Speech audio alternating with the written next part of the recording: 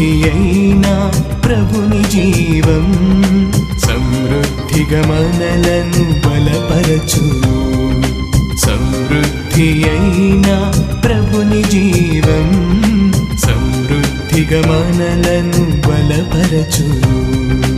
అలసిన హృదయాలకు ఇది సమృద్ధి జీవం. విరిగిన హృదయాలకు వాక్యామృత జీవం. ఓ నేస్తమా వీక్షించుమా యేసులో సమృద్ధి జీవం.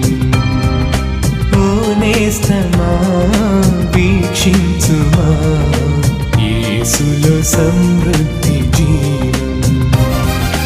యేసులో సమృద్ధి జీవం.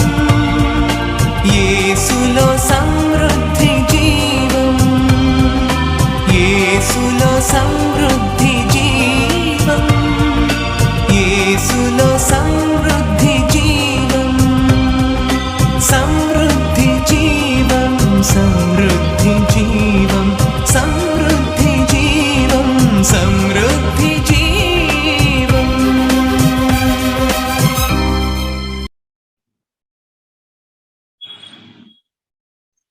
Welcome you all. మిమ్మల్ని అందరు కూడా మరొకసారి మన ప్రభు అయిన యేసుక్రీస్తు నామములో ఈ యొక్క అబండెంట్ లైఫ్ బైబిల్ కాలేజ్ మరి ఆన్లైన్ క్లాసెస్ కి మిమ్మల్ని అందరు కూడా ప్రేమపూర్వక ఆహ్వానిస్తున్నాను. ఈ దినాన్న మరి మనది 16th టీచింగ్ సెషన్ 16వ వారంలో మనందరూ కూడా ఉన్నాం. దినాన్న మరి మనందరూ కలిసి మరి దేవుని యొక్క వాక్యాన్ని నేర్చుకోబోతున్నాం. అందరూ కలిసి మొట్టమొదటిగా మనం ప్రతి వారం చెప్తున్నట్టుగానే మీ యొక్క మైక్ ఆన్ చేసుకుని థీమ్ ఒకసారి చదవండి. Study the word of God to encounter the God of the word. అవును, study the word of God to encounter the God of the word. దేవుని వాక్యాన్ని అధ్యయనం చేయండి, వాక్యమైన దేవునితో ముఖాముఖి అనుభవం పొందండి.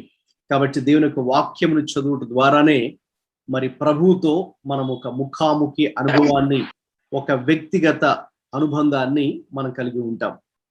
ఇక సబ్జెక్ట్ ఈ ఆన్లైన్ బైబిల్ క్లాసెస్ లో మొదటి ఫేజ్ లో మరి నేను మీకు టీచ్ చేస్తున్న సబ్జెక్ట్ ఏంటంటే, చదవండి మైక్స్ ఆన్ చేసుకొని.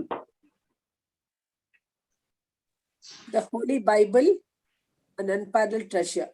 ఎస్, అసమానమైన గొప్ప ధననిధి కంటే శ్రేష్టమైనటువంటి పరిశుద్ధ గ్రంథం యొక్క ప్రాముఖ్యతను మనం ఈ యొక్క క్లాసెస్ ద్వారా నేర్చుకుంటున్నాం.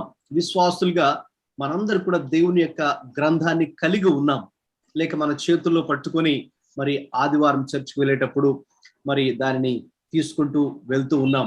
అయితే ఎంత మట్టుకు మనము మన చేతుల్లో ఉన్నటువంటి లేక మనము మోస్తున్నటువంటి తీసుకెళ్తున్నటువంటి యొక్క పరిశుద్ధ గ్రంథముతో మనకు సంబంధం ఉన్నదో, లేక దీని యొక్క విశిష్టత, అద్వితీయత, ప్రత్యేకత ఏంటో, లేక దీన్ని ఎలా అర్థం చేసుకోవాలో, ఎలా చదవాలో, ఎలా వ్యాఖ్యానించాలో, ఎలాగ మరి మన జీవితాలకు అన్వయించుకోవాలో మరి ఎన్నెన్నో విషయాలు ఉన్నాయి. కాబట్టి ఇవన్నీ కూడా మనం ఇందులో నేర్చుకుంటూ ఉన్నాం. మరి ఏప్రిల్ 1వ తారీఖున మనం ప్రారంభించాం. మరి ఆ స్లైడ్ మీద మరి చూస్తున్నవన్నీ కూడా ప్రస్తుతం మరి మనం ఇక్కడ స్టడీ చేస్తున్నటువంటి అంశాలు, different topics we have been studying. అలాగే మొదటి మరి సెషన్ నుండి కూడా మరి మీకు ఇక్కడ ఏ టాపిక్స్ అయితే మరి ఇక్కడ నేను టీచ్ చేశాను ఇవన్నీ కూడా మీరు చూస్తున్నారు. ఇప్పుడు సేమ్ ఇవన్నీ కూడా నేను మీకు వీటిని రికార్డ్ చేసి మరి యూట్యూబ్ లో కూడా ఎవరైతే అడిగారో వారికి ఆ లింక్స్ కూడా మరి పెట్టడం జరిగింది. జస్ట్ ఒక 2-3 మనకు మిస్ అయ్యాయి, మిగతావన్నీ కూడా మీ దగ్గర ఉన్నాయి. కాబట్టి మీ ఫ్రీ టైంలో ఇవన్నీ కూడా మరి ఒక్కొక్కసారి మరి మీరు ఏదైనా సెషన్ అటెండ్ అవ్వలేనప్పుడు మీరు ముందే ఒక చిన్న మెసేజ్ పెట్టండి, ఈ రోజు నేను అటెండ్ అవ్వలేకపోతున్నానని.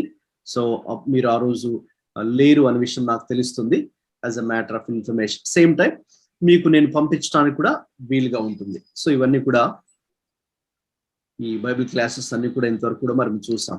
మరి లాస్ట్ వీక్ అంటే మనకి లాస్ట్ వీక్ లేదు కానీ ముందు వారం 16వ తారీఖు నెలలో that was our 15th teaching session. So అందులో మరి నేను మీకు టీచ్ చేసిన అంశాల్లో మరి మనందరూ కూడా ఇప్పుడు ఒక ప్రాముఖ్యమైన ఇంపార్టెంట్ టాపిక్ లో ఉన్నాం.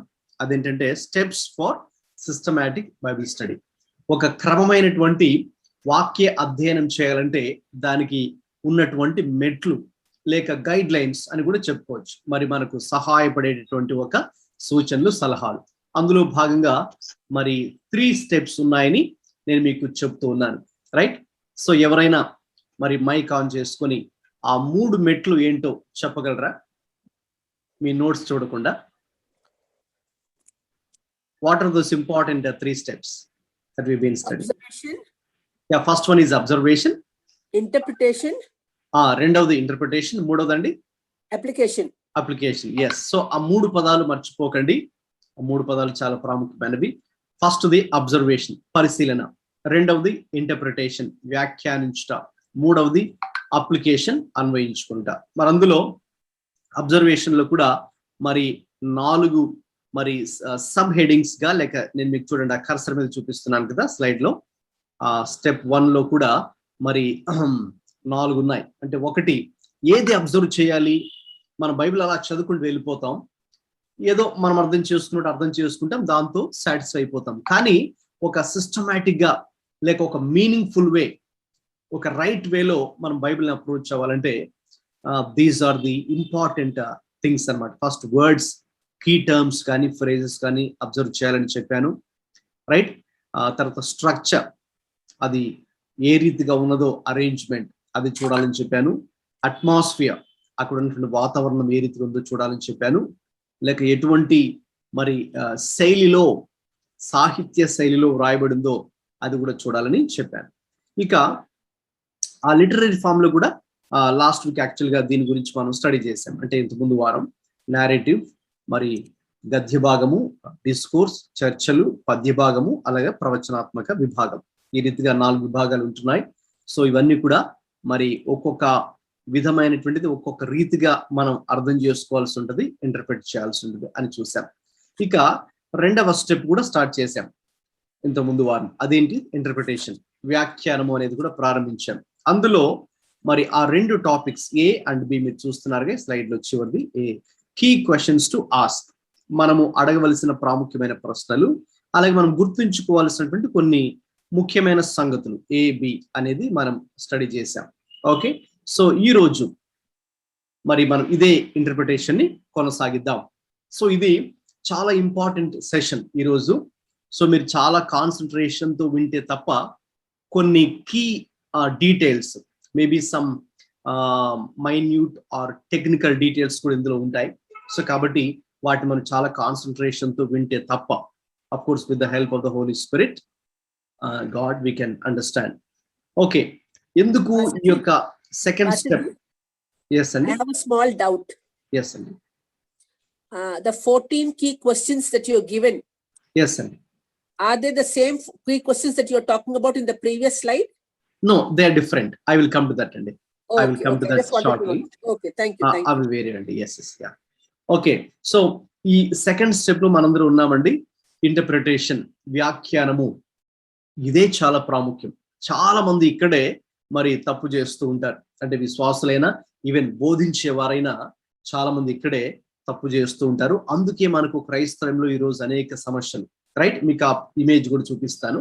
దానికన్నా ముందు ఈ ఒక జాన్ పైపర్ అనే ఒక బైబిల్ స్కాలర్, దైవజనుడు చెప్పినటువంటి ఈ మాటను ఒకసారి కొటేషన్ చదువుతారా ఎవరైనా? మైక్ ఆన్ చేసుకొని.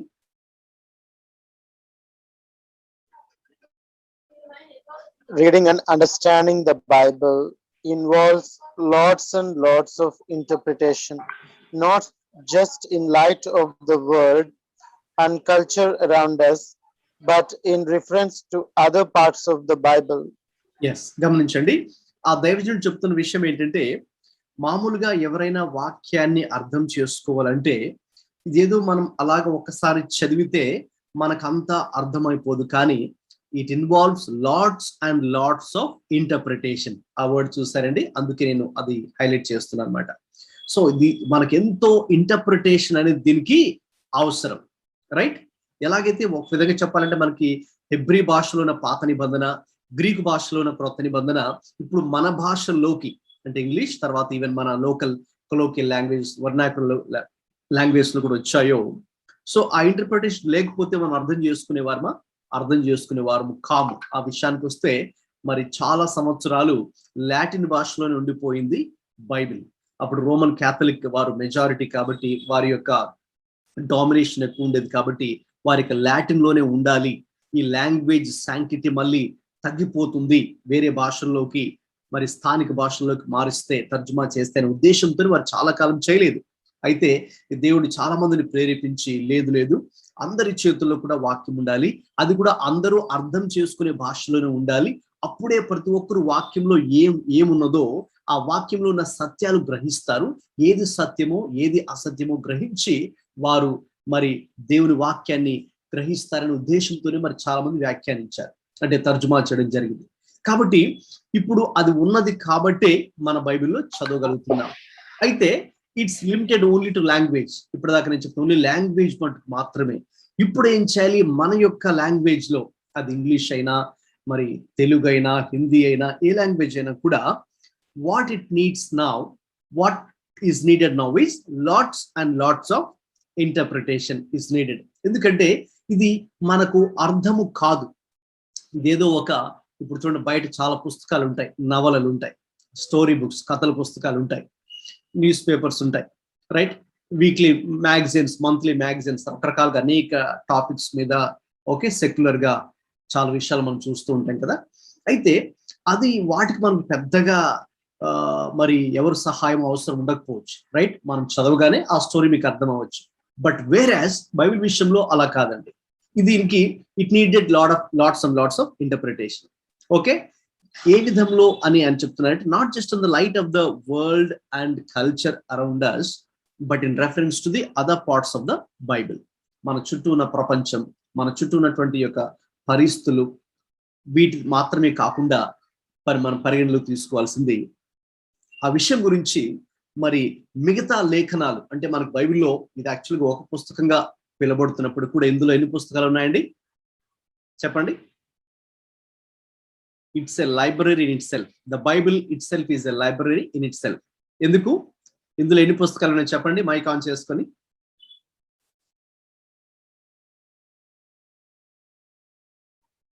చెప్పాలి త్వరగా, ఎన్ని పుస్తకాలు ఉన్నాయి బైబిల్లో? 66. 66. Yes, correct brother. Okay, anyway I want you to be alert and active. మీరందరూ కూడా యాక్టివ్గా అలర్ట్గా ఉండండి. నేను ఎప్పుడైనా క్వశ్చన్ అడిగినప్పుడు, సిన్స్ ఇట్స్ క్లాస్ కదా, సో ఇంటరాక్ట్ అవ్వడానికి కూడా మీకు అవకాశం ఉంటుంది. 66 పుస్తకాలు ఉన్నాయి. దట్ మీన్స్ ఈ పరిశుద్ధ గ్రంథమే అంటే మనకు చూడడానికి ఇది ఒక పుస్తకం లాగా ఉంది, ఓకే, బట్ ఇదే ఒక పెద్ద గ్రంథాలయము అని చెప్పచ్చు. ఎందుకంటే ఇందులో 66 పుస్తకాలు ఉన్నాయి కదా. సో కాబట్టి మనం ఏం చేయాలంటే in reference to other parts of the Bible అని ఆయన చెప్తున్నారు కదా అక్కడ, జాన్ పైపర్ అనే దైవజనుడు. సో కాబట్టి ఇతర లేఖనాలతో పోలిస్తే ఒక విషయం గురించి మరి అక్కడ దేవుడు ఏం చెప్తున్నారు అనేది మరి మనము గ్రహించగలగాలి. అందుకే ఈ బైబిల్ కి మనం బైబిల్ని అర్థం చేసుకోవాలంటే lots and lots of interpretation is needed. ఇప్పుడు దాన్ని ఎలా ఇంటర్ప్రిట్ చేయాలి, రైట్? ఇంటర్ప్రిట్ చేయాలనే ఆలోచన మనకు ఉంది, మంచిది. అయితే ఎలా ఇంటర్ప్రిట్ చేయాలి, రైట్? సో దానికి చాలా విషయాలు ఉన్నాయి. ఆ ఇంటర్ప్రిటేషన్ చేయడానికే అనేక గైడ్ లైన్స్ ఉన్నాయండి, లేక అనేక టిప్స్ ఉన్నాయి, లేక హింట్స్ ఉన్నాయి. Hints or guidelines of interpretation. ఇప్పుడు వాటి సహాయంతోనే మనము బైబిల్ని ఉన్నది ఉన్నట్టుగా అర్థం చేసుకోగలం, అర్థం చేసుకోగలం. ఒకవేళ అలాగా అర్థం చేసుకోకపోతే ఏం జరుగుతుందో చూడండి, ప్రమాదం. ఈ యొక్క ఇమేజ్, ఈ పిక్చర్ అందరూ చూడండి. నేను మీకు 2 weeks బ్యాక్ కూడా ఈ యొక్క పిక్చర్ మీకు చూపించాను. ప్రస్తుతం క్రైస్తవ్యంలో మరి జరుగుతున్నటువంటి ఒక పెద్ద తప్పు లేక పొరపాటు ఏంటో ఈ యొక్క ఫోటో మీరు చూడగానే మీకు అర్థమవుతుంది. ఏం జరుగుతుందండి? ఎవరైనా మైక్ ఆన్ చేసుకుని ఫస్ట్ పాయింట్ చదవండి. Wrong interpretation of the scripture. Yes అండి, థ్యాంక్ యూ. గమనించండి, ప్రస్తుతం క్రైస్తవ్యంలో అన్ని చోట్ల, అంటే ఏదో ఒక దేశంలో గురించి నేను మాట్లాడట్లేదు, మొత్తం all over the world what is happening is wrong interpretation of scripture. చాలా మట్టుకు. ఎందుకు మరి ఇన్ని రకాల అనేక రకాల తప్పుడు బోధలు వచ్చాయంటే అదే that's the main first step అదనమాట. అందుకే అక్కడ మీకు టైటిల్ ఉంటుంది దీని మీద, ద స్లిప్పరీ స్లోప్ అని. అంటే ఇది ఒక జారుతూ కింద పడిపోయేటటువంటి ఒక స్థలం. అంటే ఎవరు కూడా ఒకేసారి తప్పుడు సిద్ధాంతం చెప్పరండి, ఎవరు కూడా ఒకేసారి తప్పుగా వాక్యాన్ని అర్థం చేసుకోరు. ఒక ప్రాసెస్ గుండా వారు వెళ్తూ over a period of time they end up understanding scriptures in a wrong way or teaching the scriptures in a wrong way. Okay, so అది ఫస్ట్ స్టెప్ ఏంటంటే చాలా మంది ఇక్కడ పొరపడతారు, రాంగ్ ఇంటర్ప్రిటేషన్ తో స్టార్ట్ అవుతుంది. లేదంటే ఇంకా కొంతమంది ఏం చేస్తారండి, అందరూ యాక్టివ్ గా ఉండండి. రెండో పాయింట్, ఇంకొకరు మైక్ ఆన్ చేసుకొని చదవాలి, వీలైతే మీ వీడియోస్ కూడా ఆన్ చేసుకోవచ్చు. అయితే అతి, మన తెలుగులో ఒక సామెత ఉంది, అయితే అతివృష్టి లేకపోతే అనావృష్టి అన్నట్టుగా ఉంటుంది. అయితే ఏదైనా కూడా ఒక దాని గురించి ఎక్కువగా ఎంఫసిస్ చేస్తారు, లేదంటే దాని గురించి అస్సలు మాట్లాడరు. ఉదాహరణకి మీరు వినే ఉంటారు, హైపర్ గ్రేస్ అనే ఒక డాక్ట్రిన్ వస్తుంది ఈ రోజుల్లో.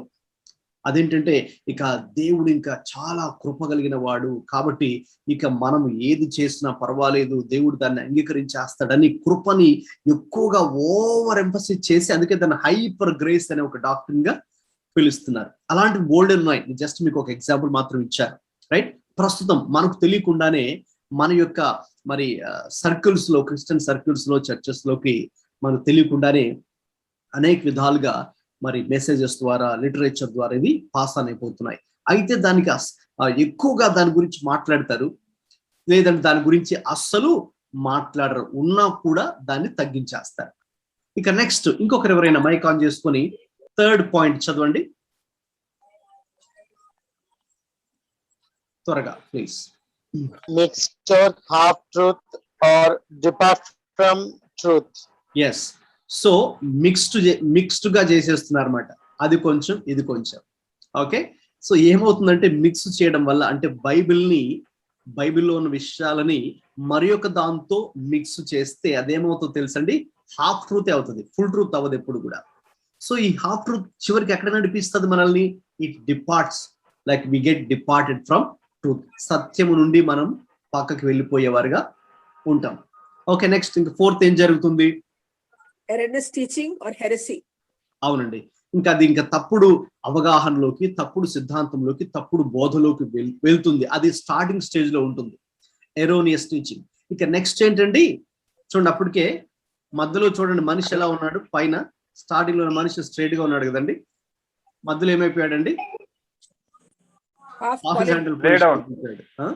ఇంకా చివరికి వెళ్ళేటప్పటికి ఆ బొమ్మ మీకు కనిపిస్తుంది, అప్ అండ్ డౌన్ అయింది, అప్సైడ్ డౌన్ అయిపోయి కింద పడిపోయాడు అనమాట. ఇంకా సో ఎందుకు కింద పడిపోయాడంటే ఈ యొక్క తప్పుడు సిద్ధాంతం వల్ల ఇంకా కల్టిక్, సో చివరికి ఇంకేంటంటే ఇంకా పక్క కల్ట్ లేక పక్క ఫాల్స్ టీచింగ్, పక్క మరి తప్పుడు బోధలు అనేది చివరి స్టేజ్ లో ఉంది. చూసారండి, సో ఇది ఎవరు కూడా అలా స్ట్రైట్ గా అవ్వరు.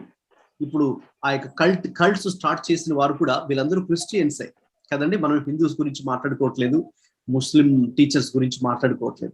ఇవన్నీ కూడా ఎందుకు, క్రిస్టియానిటీలోనే ఇన్ని రకాల తప్పుడు బోధలు వచ్చాయంటే వీళ్ళందరూ క్రిస్టియన్సే, వీళ్ళందరూ కూడా బైబిల్ని పట్టుకున్న వారే, బైబిల్లో నుంచి చెప్పేవారే. అయితే ఎక్కడ తప్పు జరిగింది చూడసారా, first step wrong interpretation of scripture. Okay, లేఖనములను తప్పుగా వ్యాఖ్యానించుటతో మొదలైంది ఇంకా అలాగ పతనం. చూసారండి, ఒక్కొక్క మెట్టు కిందకి దొర్లి మరి ఇప్పుడు అది మరి కల్ట్కి లేక తప్పుడు బోధలకి నడిపిస్తూ ఉంది. సో అందుకే మరి ఈ క్లాసెస్ లో మనం ఈ యొక్క సిస్టమేటిక్ గా అర్థవంతమైన రీతిలో, క్రమమైన రీతిలో వాక్యాన్ని ఎలా అర్థం చేసుకోవాలో ఆ స్టెప్స్ నేర్చుకుంటూ ఉన్నాం, ఆ గైడ్ లైన్స్ నేర్చుకుంటున్నాం. అందులో భాగంగా ఫస్ట్ పాయింట్ అబ్జర్వేషన్ అనేది మనం కంప్లీట్ చేసాం. రైట్, ఒకవేళ ఎవరైనా కొత్తగా జాయిన్ అయిన వారు ఉన్నట్లయితే మరి దయచేసి మీరు ఆ లాస్ట్ క్లాస్ లో జరిగినటువంటి ఆ సెషన్స్ అన్ని కూడా మరి మీరు నాకు వాట్సాప్ నెంబర్ మీరు పెడితే, కొత్తగా ఎవరైనా ఒకవేళ జాయిన్ అయి ఉంటే ఈ రోజు మీకు ఆ ప్రీవియస్ సెషన్స్ అన్ని కూడా పంపిస్తాం. అవన్నీ కూడా మీరు ఫాలో అయితేనే ఈ రోజు సెషన్ మీకు అర్థమవుతుంది. లాస్ట్ క్లాసెస్ మీరు అటెండ్ అవ్వలేదు అనుకోండి, ఇది అంతగా మీకు అర్థం కాకపోవచ్చు. సో కాబట్టి ఆ కంటిన్యూటీ మిస్ అవ్వకండి దయచేసి. మీరు కూడా ప్రతి వారం కూడా ఇది జరుగుతుంది. మరి వెరీ రేర్ గా మనకి ఏదైనా ఇంపార్టెంట్ కమిట్మెంట్స్ ఉంటే తప్ప, అదర్వైజ్ ప్రతి వీక్ వారానికి ఒక్కసారి కాబట్టి we should attend this. Okay, right. So ఆ ఇంటర్ప్రిటేషన్ లో భాగంగా రెండవ పాయింట్ ఇంటర్ప్రిటేషన్ కాబట్టి, సో అందులో భాగంగా ఎలా ఇంటర్ప్రిటేషన్ చేయాలి, సరిగ్గా ఇంటర్ప్రిట్ చేయడానికి మనకు ఎటువంటి విషయాలు సహకరిస్తాయి లేక దోహదపడతాయి అనేవి ఈ యొక్క ప్రిన్సిపల్స్ ఆఫ్ ఇంటర్ప్రిటేషన్ ఇప్పుడు మనం నేర్చుకుంటున్నాం, లేక guide lines for the right interpretation. ఎందుకు రైట్ ఇంటర్ప్రిటేషన్ కావాలి? పౌలు తిమోతికి చెప్పినట్టుగా, ఇదిగో తిమోతి, నీవు సత్యవాక్యమును సరిగా విభజించువానిగాను సరిగా ఉపదేశించువానిగాను నీవు ఉండాలనే ఒక ఆజ్ఞ పౌలు తిమోతికి ఇచ్చారు, లేక సంఘానికి ఆయన ఇచ్చారు. కాబట్టి మనం విశ్వాసులుగా లేక దేవుని సేవకులుగా, ఇందులో విశ్వాసులు ఉన్నారు, అలాగే బోధించేవారు సంఘ కాపరులు మరి కూడా ఉన్నారు. కాబట్టి గ్రూప్ లో మరి మనం దానిని సత్యవాక్యమును సరిగా విభజించుట అని అక్కడికి వెళ్ళి మనం గ్రీక్ భాషలోకి వెళ్ళి అది కనుక చూస్తే కటింగ్ స్ట్రైట్ అని దానికి మీనింగ్ అన్నమాట. సరిగా విభజించువానిగా, కటింగ్ స్ట్రైట్. ఓకే, సో కాబట్టి మనకు నచ్చినట్టుగా ఏదో వంకరగా అటు ఇటు కాదు, కానీ మరి సరిగ్గా విభజించడం అంటే కటింగ్ స్ట్రైట్ అంటే ఉన్నది ఉన్నట్టుగా మరి మనం దాన్ని అర్థం చేసుకోవడం, మాట్లాడడం, బోధించడం కూడా. రైట్. సో అందులో భాగంగానే ఈ యొక్క సెకండ్ స్టెప్ ఇంటర్ప్రిటేషన్ మరి మనం స్టడీ చేస్తున్నాం. లాస్ట్ క్లాస్ లో కొన్ని AB అనేవి రెండు చూసాం. ఈ రోజున మరి ఆ యొక్క మూడవ టాపిక్ లోకి వెళ్దాం. సో ఈ మూడవ టాపిక్ ఆ హెడ్డింగ్ ఎవరైనా చదువుతారా? మైక్ ఆన్ చేసుకొని. General rules of the interpretation. General general rules of the interpretation sir. General rules of interpretation. మనము దేవుని యొక్క వాక్యాన్ని, బైబిల్ని ఇంటర్ప్రిట్ చేయాలంటే దీనికి కొన్ని రూల్స్ ఉన్నాయి. మరి ఆ రూల్సే మరి ఈ రోజున మనం స్టడీ చేయబోతున్నాం. ముఖ్యంగా ఇందులో ఈ సెక్షన్ లో 6 రూల్స్ ఉన్నాయండి. ఈ 6 కూడా చాలా ప్రాముఖ్యమైనవి. సో కాబట్టి మీరందరూ కూడా ఇప్పుడు కంప్లీట్ కాన్సన్ట్రేషన్ తోనే ఇవి వినాలి. ఎందుకంటే ఈ 6 కూడా మళ్ళీ ఒక్కొక్కటి మనం కొంచెం లోతుల్లోకి వెళ్ళి డీపర్ వేలో ఇన్డెప్త్ గా ఒక్కొక్క పాయింట్ కూడా నేను మీకు ఎక్స్ప్లెయిన్ చేస్తాను. అలాగే కొన్ని ఎగ్జాంపుల్స్ కూడా బైబిల్లో నుండి చూద్దాం. అలాగే చివరిలో మీకు కూడా నేను కొన్ని ఇప్పుడే మనం గ్రూప్ డిస్కషన్ లాగా లేక ఎక్సర్సైజ్ లేక చిన్న అసైన్మెంట్ లాగా కూడా చేద్దాం. ఓకే, నెంబర్ 1, ఫస్ట్ వన్ ఎవరైనా మైక్ ఆన్ చేసుకుని చదువుతారండి? Interpret literally. Okay, interpret literally, అక్షరాల వ్యాఖ్యానించుట. ఒకవేళ ఎవరైనా తెలుగులో రాసుకుంటున్నట్లయితే దయచేసి అది తెలుగులో రాసుకోవచ్చు, ఎందుకంటే పవర్ పాయింట్ అంతా కూడా ఇంగ్లీష్ లో ఉంటుంది. అఫ్ కోర్స్ నేను దాన్ని తెలుగులోనే ఎక్స్ప్లెయిన్ చేస్తున్నాను. సో కాబట్టి ఆ పాయింట్ మీకు గుర్తుంచుకోవడం కోసం మీ దగ్గర నోట్బుక్ పెన్ ఉన్నట్లయితే తెలుగులో రాసుకోండి. అక్షరాల వ్యాఖ్యానించుట, లేక ఉన్నది ఉన్నట్టుగా అర్థం చేసుకుంటా వ్యాఖ్యానించుట అని రాసుకోవచ్చు. ఓకే, నెంబర్ 2 చదవండి ఎవరైనా. Interpreting context. ఓకే, అది ఏ సందర్భంలో చెప్పబడిందో సందర్భానుసారంగా వ్యాఖ్యానించుట. అది తెలుగులో ఒక లైన్ లో రాసుకోవాలనుకుంటే సందర్భానుసారంగా వ్యాఖ్యానించుట. అది మూడోదండి, చదవండి మైక్ ఆన్ చేసుకుని. Interpret in view of history and culture. చరిత్రను మరియు సంస్కృతిని ఆధారం చేసుకుని వ్యాఖ్యానించుట. అది మూడవది. నాలుగోదండి, Interpret in view of literary form. సాహిత్య శైలిని ఆధారము చేసుకుని వ్యాఖ్యానించుట. ఐదవదండి, Interpret in view of other parts of scriptures. ఇతర లేఖనములను ఆధారం చేసుకుని వ్యాఖ్యానించుట. ఇంకా చివరిదండి, Interpret in view of theological consistency. Okay, దేవుని వాక్యం యొక్క సమతుల్యతను ఆధారం చేసుకుని వ్యాఖ్యానించుట. ఓకే, సో అవి these are 6 important general rules of interpretation. ఇప్పుడు నేను చెప్పాను ఇంటర్ప్రిటేషన్ చాలా ప్రాముఖ్యం. ఈ సత్యవాక్యం సరిగా విభజించు వారిగా మనం ఉండాలని ఒక ఆజ్ఞ పౌలు మనకు సంఘానికి ఇచ్చారు. సో మరి ఎలా ఇంటర్ప్రిట్ చేయాలి? ఎందుకంటే ప్రతి ఒక్కరు చదువుతున్నారు, ఎవరికి నచ్చినట్టుగా వాళ్ళు ఇంటర్ప్రిటేషన్ చేసుకొని చెప్తూ వెళ్తే అది కరెక్ట్ అవుతుందా? అవ్వదు. ఎవరికి నచ్చినట్టుగా వాళ్ళు చేయడానికి ఇది దేవుని వాక్యం కదా. కాబట్టి దీనికంటూ మరి కొన్ని పద్ధతులు, కొన్ని గైడ్ లైన్స్ మరి మనం పెట్టుకొని చేసినప్పుడే మరి ఇది అర్థమవుతుంది. కాబట్టి మనం ఎలాగంటే ఇద్దనాన్న ఆ యొక్క రథంలో ప్రయాణిస్తున్నటువంటి నపుంసకుడు ఇథియోపియా దేశం నుండి అపోస్తల కార్యాలు 8లో నేను మీకు ఎగ్జాంపుల్ ఒకసారి చెప్పాను కదండి. సో ఆయన చదువుతున్నాడు, యెషయా గ్రంథంలో ఆ లేఖన భాగం చదువుతున్నాడు, కానీ 53వ అధ్యాయాన్ని మరి గ్రహించలేకపోతున్నాడు. ఎవరైనా చెప్తేనే కదండి నాకు అర్థం అవుతుంది అనే మాటను ఫిలిపుతో చెప్పాడు కదా. సో కాబట్టి మనం కూడా వాక్యాన్ని చదువుతూ ఉంటాం, అయితే దాన్ని సరిగ్గా అర్థం చేసుకోలేకపోతూ ఉంటాం, సరిగ్గా వ్యాఖ్యానించలేకపోతుంటాం. అందుకే ఎవరైనా మనకి దాన్ని వివరిస్తేనే కదా ఆ యొక్క వ్యాఖ్యానానికి సంబంధించినటువంటి కొన్ని గైడ్ లైన్స్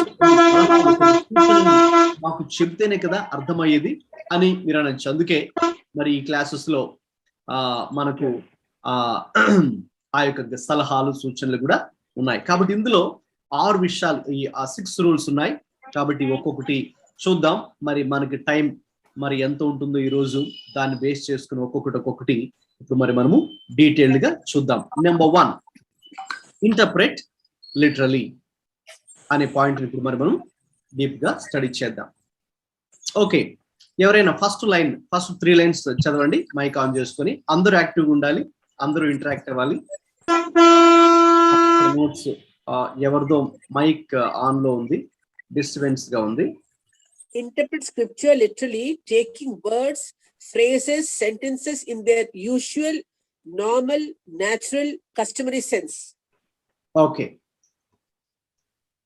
రైట్. గమనించండి, ఇది ఇంటర్ప్రెట్ లిటరలీ అంటే మనము ఏ రీతిగా అర్థం చేసుకోవాలి వాక్యాన్ని అంటే ఫస్ట్ స్టెప్ ఏంటంటే బైబిల్లో కొన్ని వాక్య భాగాలు ఉంటాయండి, వాటిని మనము యాజ్ ఇట్ ఈజ్ గా తీసుకోవాలి, అంటే లిటరల్ గా తీసుకోవాలి.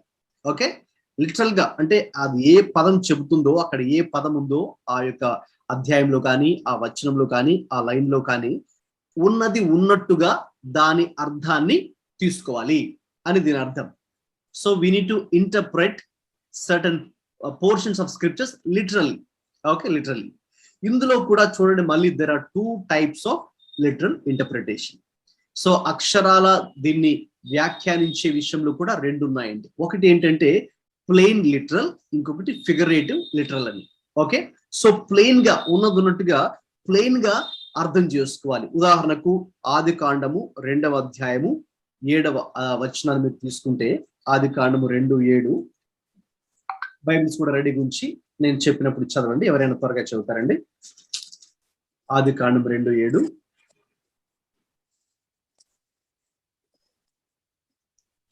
దేవుడైన యెహోవా నేల మంటితో నరుని నిర్మించి వాని నాసికా రంధ్రములలో జీవవాయువును నరుడు జీవాత్మ ఆయన. అవును, ఈ వచనాన్ని మనం చదివినప్పుడు అంటే దేవుడు మొట్టమొదటిగా ఆదామును చేసేటప్పుడు ఎలా చేశారో ఇక్కడ ఉంది. ఎలా చేశారు, దేంతో చేశారంటే నేల మంటితో నిర్మించారు. తర్వాత ఏం చేశారు, ప్రభు వాని నాసికా రంధ్రములలో జీవవాయువును ఊదారు. అప్పుడు మరి నరుడు జీవాత్మగా ప్రాణాన్ని పొందుతున్న వ్యక్తిగా, మనిషిగా తయారయ్యాడు. మంచిది. ఈ వచనాలను మనం చదువుతున్నప్పుడు చూడండి, దీన్ని ఎలా అర్థం చేసుకోవాలి? లిటరల్ గా అర్థం చేసుకోవాలా, ఫిగరేటివ్ గా అర్థం చేసుకోవాలా? అంటే ఉన్నది ఉన్నట్టుగా తీసుకోవాలా, లేక దీన్ని సాదృశ్య రూపకంగా తీసుకోవాలా అని ఆలోచించినప్పుడు ఇది లిటరల్ గా మనం తీసుకోవాలి. అంటే ఉన్నది ఉన్నట్టుగా, అంటే దేవుడు అక్షరాల మంటితోనే, నేల మంటితోనే నరుణ్ణి నిర్మించాడు. అలాగే నరుని నాసికా రంధ్రాలలో దేవుడు జీవవాయువుని ఊదాడు. ఇది అక్షరాల మనం తీసుకోవాలి. Right? So we need to take it as a plain, literal గా, నార్మల్ గా ఆ వర్డ్స్ ఎలాగెత్తున్నాయో అలాగే తీసుకోవాలి. ఓకే, ఇంకా మనం ఇంకొక ఎగ్జాంపుల్ కూడా చూస్తే జాన్ 8:24, యోహాను సువార్త 8:24 మనం చూసినప్పుడు, కాగా మీ పాపములలో నుండి మీరు చనిపోదురని మీతో చెప్పి తిని. మీరు పాపములో ఉండి చనిపోదురు అని. You will indeed die in your sins. So కాబట్టి అది కూడా అక్షరములుగా తీసుకోవాలి. డై ఇన్ సిన్స్, పాపములలో మరి చనిపోవడం. అందుకే పౌలు కూడా ఎఫెసీ 2లో అంటాడు, మనము మన పాపముల చేతను అపరాధముల చేతను చచ్చిన వారమై ఉండగా. ఓకే, అవర్ డెడ్నెస్ ఇన్ సిన్స్, మనము చచ్చిన స్థితి, పాపములలో చచ్చిన స్థితిని, అది కూడా మరి మనము అక్షరాలుగానే తీసుకోవాలి. ఇంకొక ఉదాహరణ అక్కడ ఉంది, హెబ్రీ పత్రిక 9:27. ఎవరైనా రెడీగా ఉన్నారా?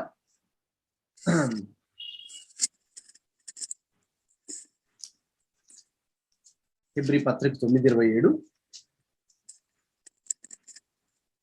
మనుషులు ఒక్కసారే మృతి పొందవలనని నియమింపబడెను, ఆ తరువాత తీర్పు జరుగును. సో కాబట్టి మనందరూ ఒక్కసారిగా మరణిస్తాం. ఎలాగైతే జన్మించామో మనందరూ కూడా మరణించాలి. సో మరణించిన తర్వాత తీర్పు ఉండును అని. కాబట్టి ఈ వచనాన్ని కూడా ఎలా అర్థం చేసుకోవాలి? మనము ప్లెయిన్ గానే అర్థం చేసుకోవాలి, ఉన్నట్టుగానే అర్థం చేసుకోవాలి, యాజ్ ఇట్ ఈస్ గా, right? We need to understand the word in a normal, natural, the given way. కాబట్టి అలా ఉన్నప్పుడు అలాగే మరి మనం దాన్ని అర్థం చేసుకోవాలి. ఓకే, ఇక్కడ ఇంకొక విషయం కూడా ఉందండి, అది సెకండ్ పాయింట్. మీరు స్లైడ్ మీద చూస్తున్నారు కదా, ఫిగరేటివ్ లిటరల్. సో ఇందులో అంటే సాదృశ్య రూపకంగా ఉండడం. ఇప్పుడు అక్కడ నేను చిన్న డెఫినేషన్ రాశాను, చదవండి ఎవరైనా స్లైడ్ మీద.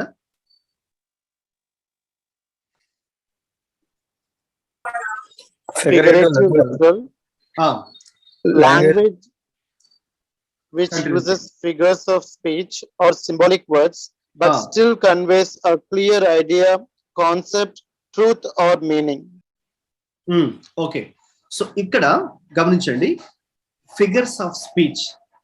ఓకే, మనకు తెలుగులో కూడా అలంకారములు అని ఉంటుంది కదండి, అలంకారములు. అలాగే సింబాలిక్ వర్డ్స్, సాదృశ్యాలు. అలంకారములు సాదృశ్యాలుగా ఒక సత్యాన్ని తెలియచేయడానికి, ఒక ఆలోచనను కన్వే చేయడానికి, ఒక ఐడియా, ఒక కాన్సెప్ట్ ని కన్వే చేయడానికి బైబిల్లో చాలా చోట్ల అలంకారాలు వాడబడ్డాయి. అలాగే సాదృశ్యాలు కూడా వాడబడ్డాయి.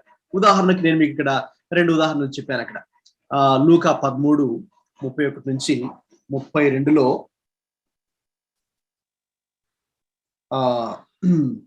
ప్రభువు హేరోదు గురించి ఒక మాట అంటారు.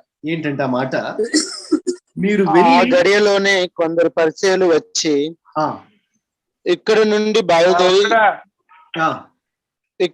బయలుదేరి పొమ్ము, హెరోదు నిన్ను చంపగోరుచున్నాడని ఆయనతో చెప్పగా ఆయన వారిని చూచి మీరు వెళ్ళి ఆ నక్కతో ఇలాగ చెప్పండి.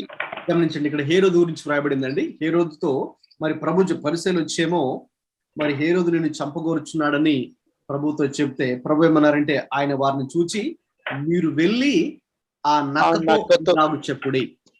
అంటే అక్కడ అక్షరాల నక్క ఉందా చెప్పండి? అంటే ఒక నక్క గురించి, జంతు గురించి ప్రభు మాట్లాడుతున్నారా, లేక ఎవరి గురించి మాట్లాడుతున్నారు ప్రభు? చెప్పాలి, వచనాన్ని చదివారుగా చెప్పండి. మరి నక్క అంటే ఎవరు అక్కడ? హేరోదు అండి. హేరోదు, రైట్, అక్కడే ఉంది కదా, హేరోదు గురించే వాళ్ళు చెప్తున్నారు. కాబట్టి మనం ఒక విధంగా చెప్పాలి, ఈజీగా అర్థం చేసుకోవచ్చు. కానీ దాన్ని మనం నక్క అని అక్షరాల తీసుకున్నాం అనుకోండి, మళ్ళీ అక్కడ పొరపాటు చేసినట్టు. సో ఎందుకంటే అది సాదృశ్య రూపకముగా లేక అలంకార రూపంలో వ్రాయబడింది. ఎందుకంటే ఆ హేరోదు ఎవరితో సమానమని ప్రభు చెప్తున్నారు? అక్కడ నక్కతో సమానము. మరి నక్కకి ఎటువంటి స్వభావం ఉంటుంది చెప్పండి? నక్క స్వభావం ఏంటండి? పేరుంది, ఏంటది? జిత్తులు మరి నక్క స్వభావం. అవునవును. సో అంటే ఏంటి? ఎస్, కన్నింగ్ నేచర్ అన్నమాట. జిత్తుల మారి నక్క అంటుంటాం. సో దాని స్వభావము చాలా భయంకరమైన రీతిలో, అంటే బయటికి ఒక రూపాన్ని చూపిస్తుంది, లేకపోతే తర్వాత అంతరంగంలో లోపల చాలా భయంకరమైనటువంటి రూపం అది కలిగి ఉంటుంది. సో అందుకే హేరోదు కూడా అలాంటి వాడే.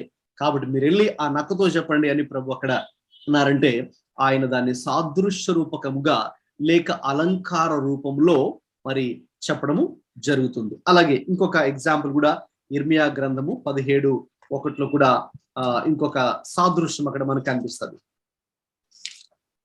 ఎవరైనా రెడీగా ఉంటే చదవచ్చు. ఇర్మియా 17:1.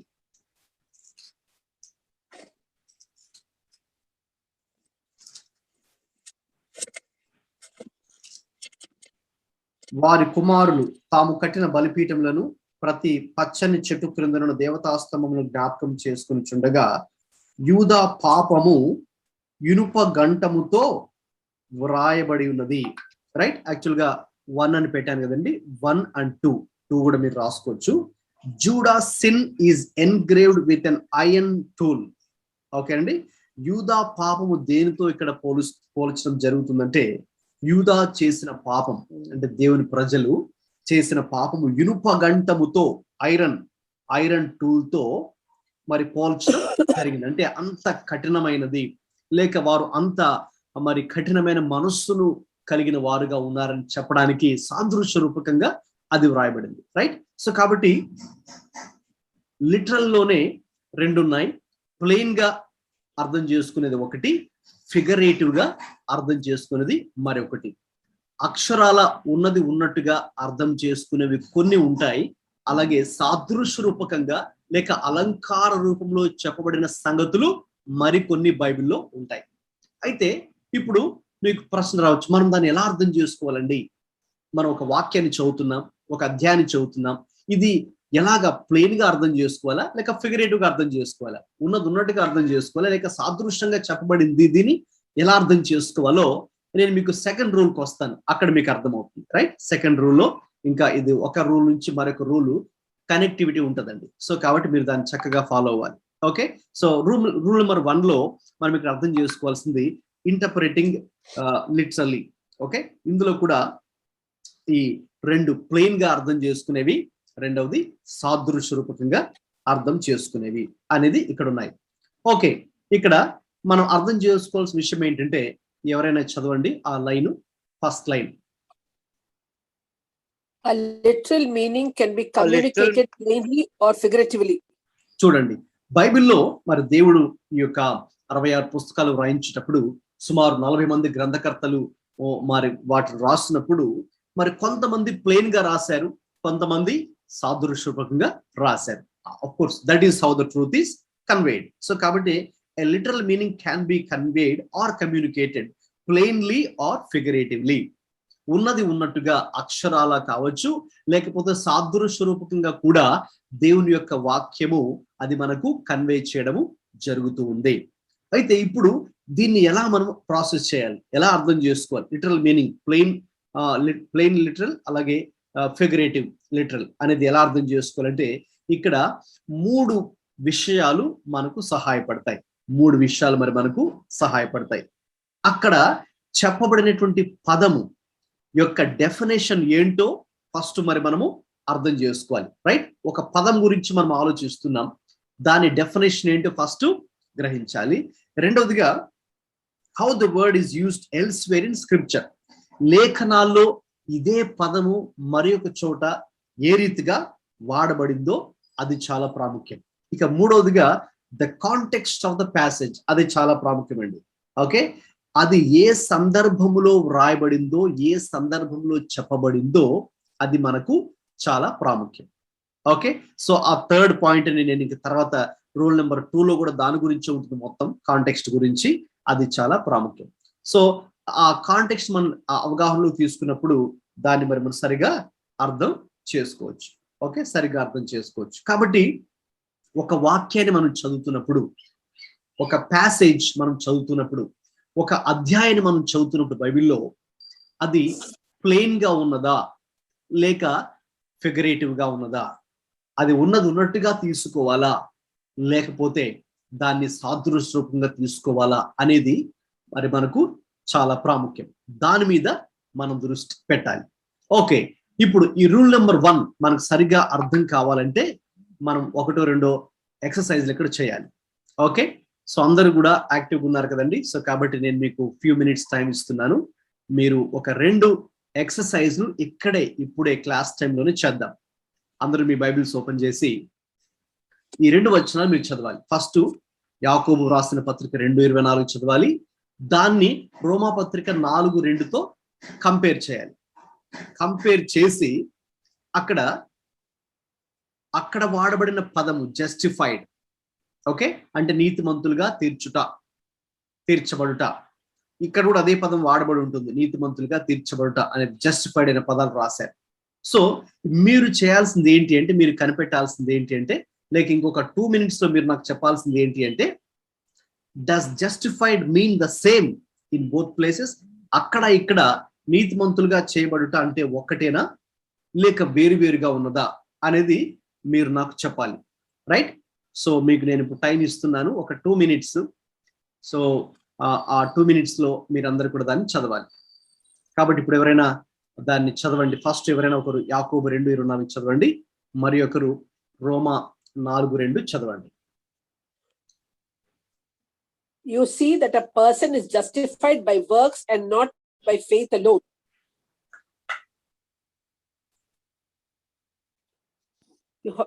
I'm here, audible, Pastor Ji? Yes, తెలుగులో చదవండి ఇంకొకరు ఎవరైనా. మనుష్యుడు విశ్వాసం మూలమున మాత్రమే కాక క్రియల మూలమున నీతిమంతుడని ఎంచబడినని మీరు దీని వల్ల గ్రహించితిరి. ఓకేనండి, రైట్. అది యాకోబు 2:24 కదండి. అవునండి. ఇప్పుడు రోమాకి వెళ్ళండి. రోమా 4:2 కూడా ఇంగ్లీష్ లో ఒకరు, తెలుగులో ఒకరు చదవండి. For if Abraham was justified by works, he has something to boast about, but not before God. Okay, తెలుగులో కూడా చదవండి. అబ్రహాము క్రియల మూలముగా నీతిమంతుడని తీర్చబడిన ఎడల అతనికి అతిశయ కారణము కలుగును గాని అది దేవుని ఎదుట కలుగదు. ఓకే, ఆలోచించండి, ఫ్యూ సెకండ్స్ తీసుకొని రెండు కూడా దగ్గర ఉంచుకోండి. ఒకవైపు అది చూడాలి, ఇంకొక వైపు ఇది చూడాలి. యాకోబు 2:24 చూడాలి, ఇంకొక వైపు రోమా 4:2 కూడా చూడాలి. సో అక్కడ కూడా జస్టిఫైడ్ అనే పదం ఉంది, ఇక్కడ కూడా జస్టిఫైడ్ అనే పదం ఉంది. అంటే అక్కడ కూడా నీతిమంతులుగా తీర్చుట అనే పదం ఉంది, ఇక్కడ కూడా నీతిమంతులుగా తీర్చబడుట అనే పదం ఉంది. సో అవి రెండు ఒకటేనా, లేక దాని అర్థాలు రెండు ఒకటేనా, లేకపోతే ఏంటి అనేది మరి మనం ఇప్పుడు గమనించాలి.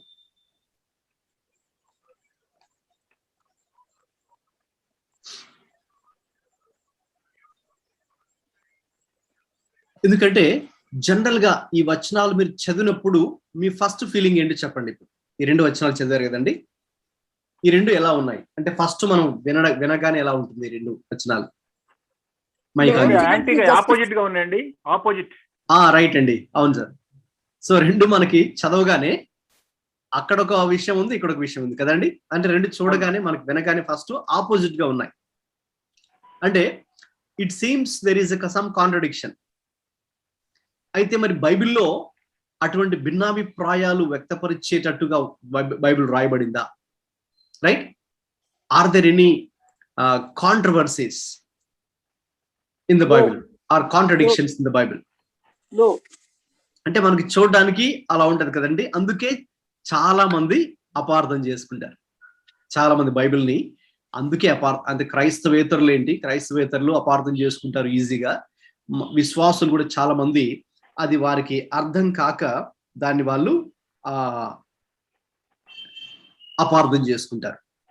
ఎందుకంటే మరి అది ఫస్ట్ టైం చూడడానికి అదేంటి యాకోబు మరి ఇక్కడ రోమా 4:2 ఏముందండి అబ్రహాం గురించి? అబ్రహాము క్రియల మూలముగా నీతిమంతుడని తీర్చబడిన ఎడల అతనికి అతిశయము కారణము కలుగదు. అవును, కానీ అది దేవుని ఎదుట కలుగదు. ఓకే, అంటే రోమా పత్రికలో ఒక మాటలో చెప్పాలంటే అబ్రహాము ఎలా నీతిమంతుడిగా తీర్చబడ్డాడండి? మనుష్యుడు విశ్వాస మూలముగా మాత్రముగా క్రియల మూలముగా నీతిమంతుడని ఎంచబడినని మీరు దీని వలన గ్రహించితిరి. అటువల్లనే ఈ రహబు వేశ్య కూడా దూతలను చేర్చుకొని వేరొక మార్గమును వారిని వెలుపలకు వేసినప్పుడు క్రియల మూలముగా నీతిమంతురాలని ఎంచబడిన కదా.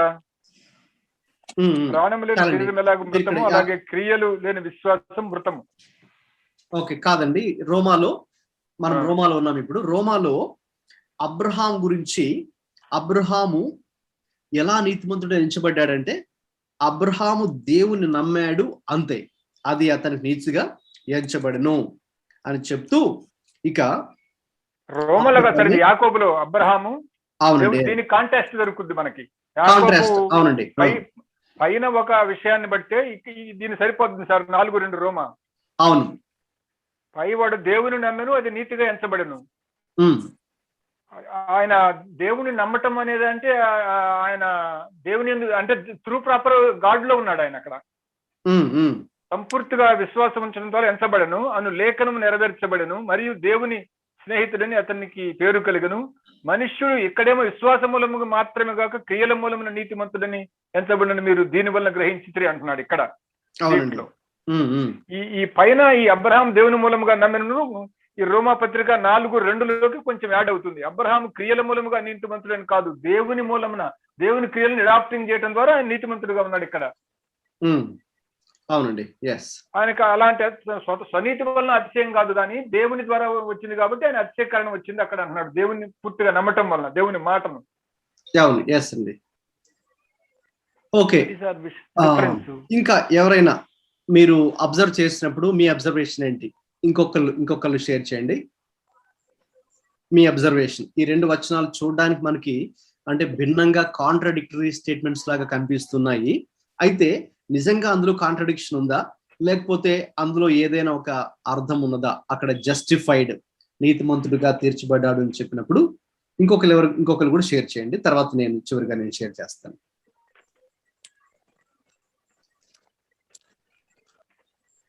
How do you understand this? Okay. Or how do we interpret that? Right? మనం సెకండ్ స్టెప్ లో ఉన్నాం కదండి ఇంటర్ప్రిటేషన్ లో. So how do we interpret now? ఎందుకంటే ఇక్కడేమో కంప్లీట్ గా ఓన్లీ ఫెయిత్, విశ్వాస మూలముగా అని ఉంటుంది రోమా పత్రికలో. అక్కడేమో విశ్వాసం మాత్రమే కాదు క్రియల మూలంగా అని ఉంటుంది, జస్టిఫికేషన్. సో ఎలాగా? How do we justify this?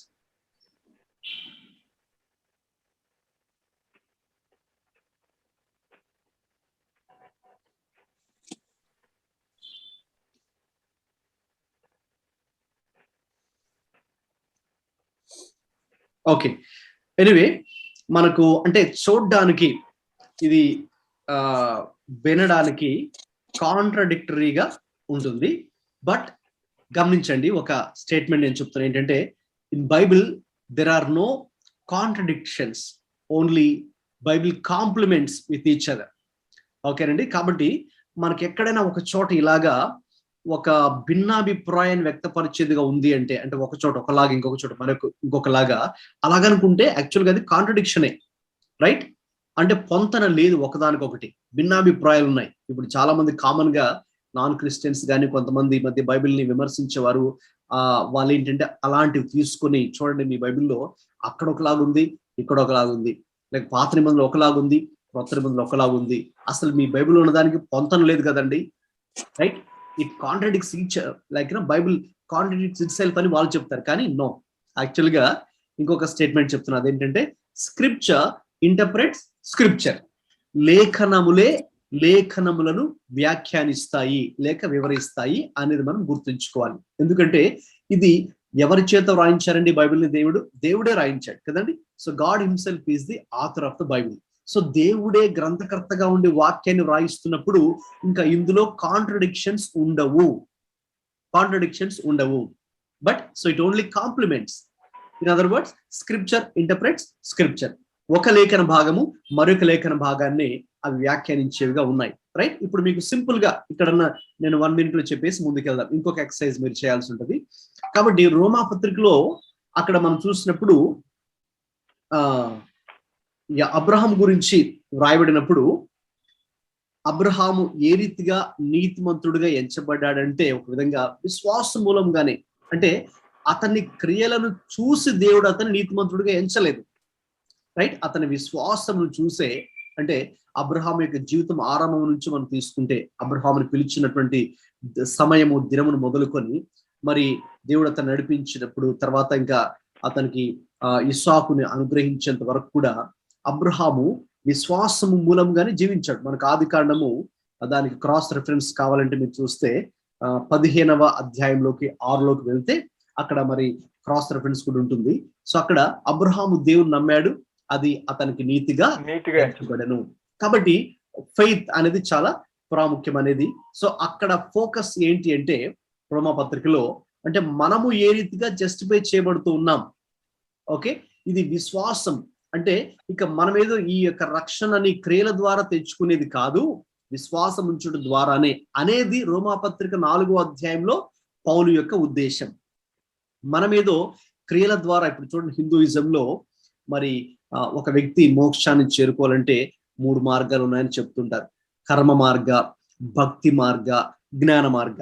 జ్ఞాన మార్గం అంటే జ్ఞానం, బ్రహ్మను గురించినటువంటి జ్ఞానాన్ని కలిగి ఉన్న ద్వారా ఒక వ్యక్తి మోక్షాన్ని చేరుకోగలడు. అలాగే కర్మ మార్గ, మంచి మరి దాన ధర్మాలు, మంచి క్రియలు, సత్కార్యాలు చేయడం ద్వారా ఒక వ్యక్తి మోక్షాన్ని సంపాదించుకోగలడు. తర్వాత భక్తి మార్గం, మరి భక్తిని కలిగి జీవించడం ద్వారా మోక్షాన్ని చేరుకోవచ్చు. కాబట్టి ఇక్కడ మీరు ఆ కర్మ మార్గాన్ని చూస్తే అంటే క్రియల ద్వారా, అంటే మంచి పనులు, పుణ్య కార్యాలు, దాన ధర్మాలు ఇవన్నీ చేయటం ద్వారా మాత్రమే ఒక వ్యక్తి మోక్షాన్ని చేరుకోగలడు. రైట్? సో మనకి ఇక్కడ బైబిల్ దగ్గరకు వచ్చేటప్పటికి లేక క్రైస్తవ విశ్వాసం ఏంటి అంటే మనము క్రియల ద్వారా కాదు. రైట్? మీరు కనుక మీకు దానికి హెల్ప్ అవడానికి ఒక క్రాస్ రెఫరెన్స్ చెప్తాను, మీరు దాన్ని రాసుకోవచ్చు. ఎఫెసీ పత్రిక 2వ అధ్యాయము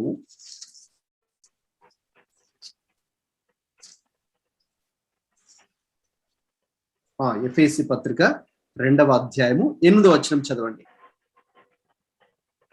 8-9 చదవండి త్వరగా ఎవరైనా.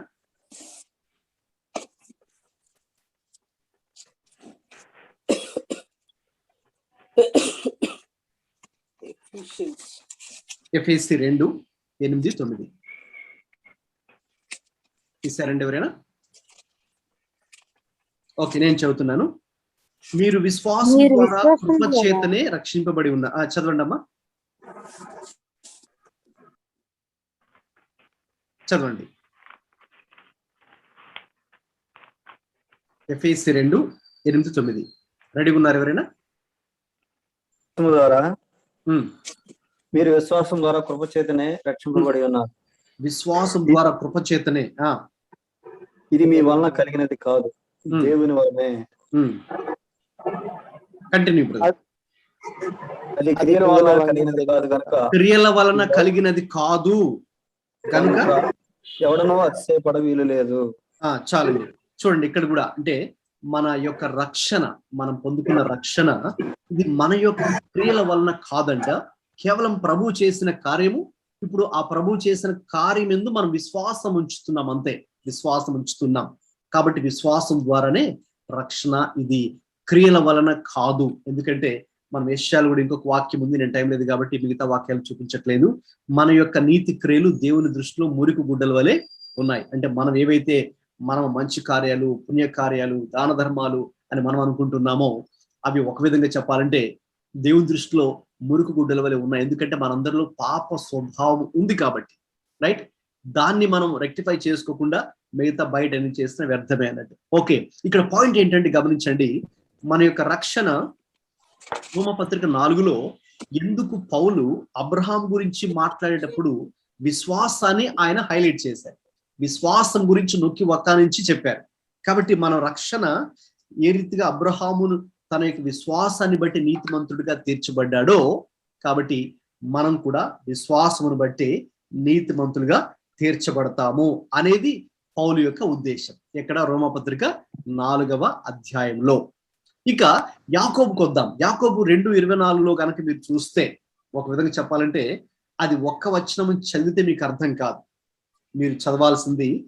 మనకి టైం లేదు కానీ మీరు తర్వాత ఫ్రీ టైంలో చదవచ్చు. యాకోబు పత్రిక 2లో మీరు 14 నుండి చదవాలి. 14వ వచనం నుండి 26 వరకు చదివితే అక్కడ యాకోబు యొక్క ఉద్దేశం ఏంటో అర్థమవుతుంది. యాకోబు విశ్వాసం గురించి అలాగే క్రియల గురించి రెండు మాట్లాడుతూ, అంటే మరి మన యొక్క జీవితం ఎలా ఉండాలో చెప్తున్నారు. ఒక విధంగా చెప్పాలంటే మీరు 14 నుండి ఒకసారి చదివితే యాకోబు 2:14లో అక్కడ సందర్భం ఏంటో మనకు అర్థమవుతుంది.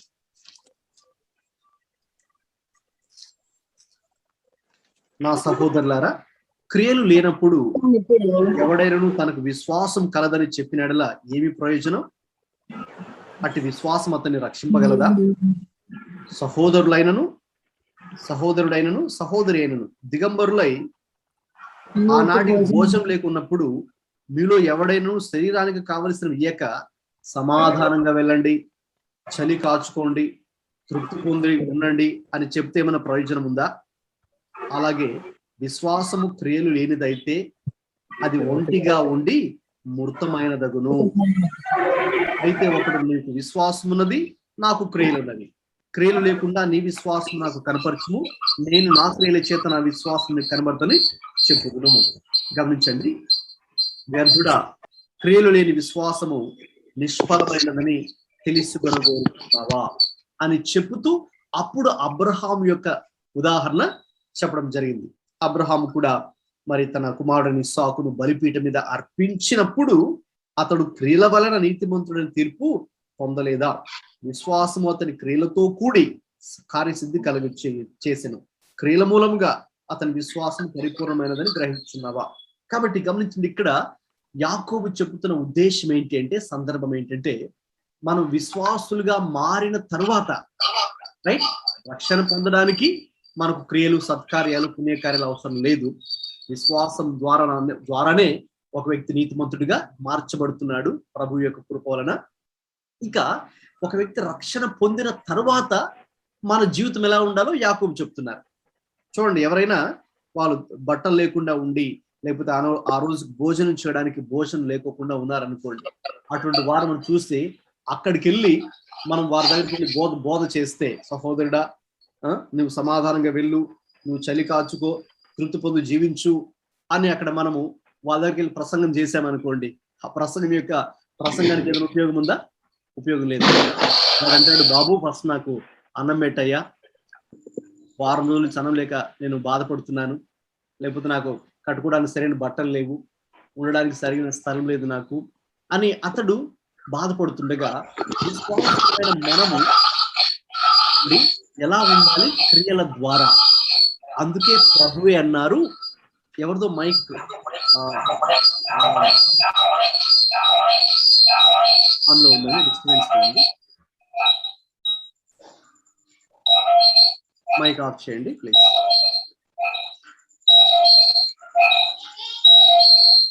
నేనే చూస్తున్నాను. ఓకే,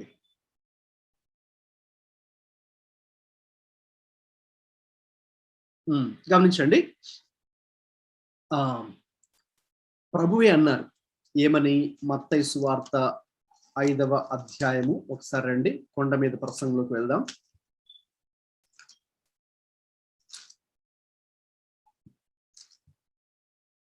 ఆ 5:16 మత్తయి చదవండి ఎవరైనా త్వరగా.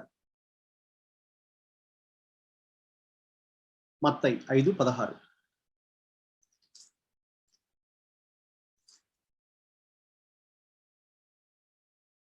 తీసారండి? మనుష్యులు ఆ మీ సత్క్రియలను చూసి పరలోకమందున మీ తండ్రిని మహిమపరచినట్లు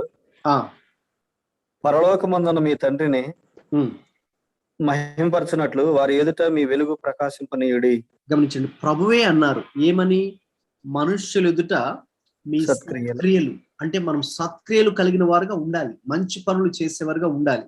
ఓకే, కాబట్టి అప్పుడే మన యొక్క సత్క్రియలను చూచే ఈ యొక్క చీకటి సంబంధులు ఈ వెలుగేంటో వారు గ్రహిస్తారు. యేసు ప్రభు యొక్క వెలుగేంటో ఎలా తెలుసుకుంటారు? మన యొక్క సత్క్రియల ద్వారానే. అంటే ఇక్కడ సత్క్రియలు ప్రాముఖ్యమే. అంటే దేనికి? రక్షణ పొందడానికి కాదండి, ఒక వ్యక్తి పరలోకం చేరడానికి కాదు, ఒక వ్యక్తి రక్షణ పొందడానికి కాదు. సత్క్రియలు ద్వారా మనం పొందలేము, అది ప్రభువే చేశారు.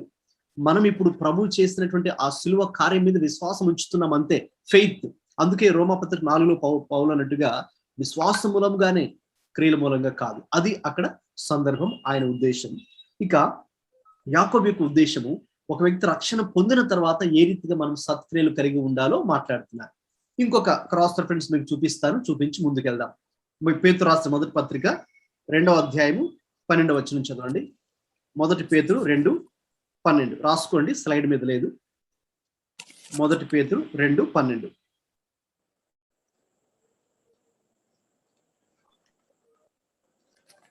తీసిన వారు ఎవరైనా చదవండి.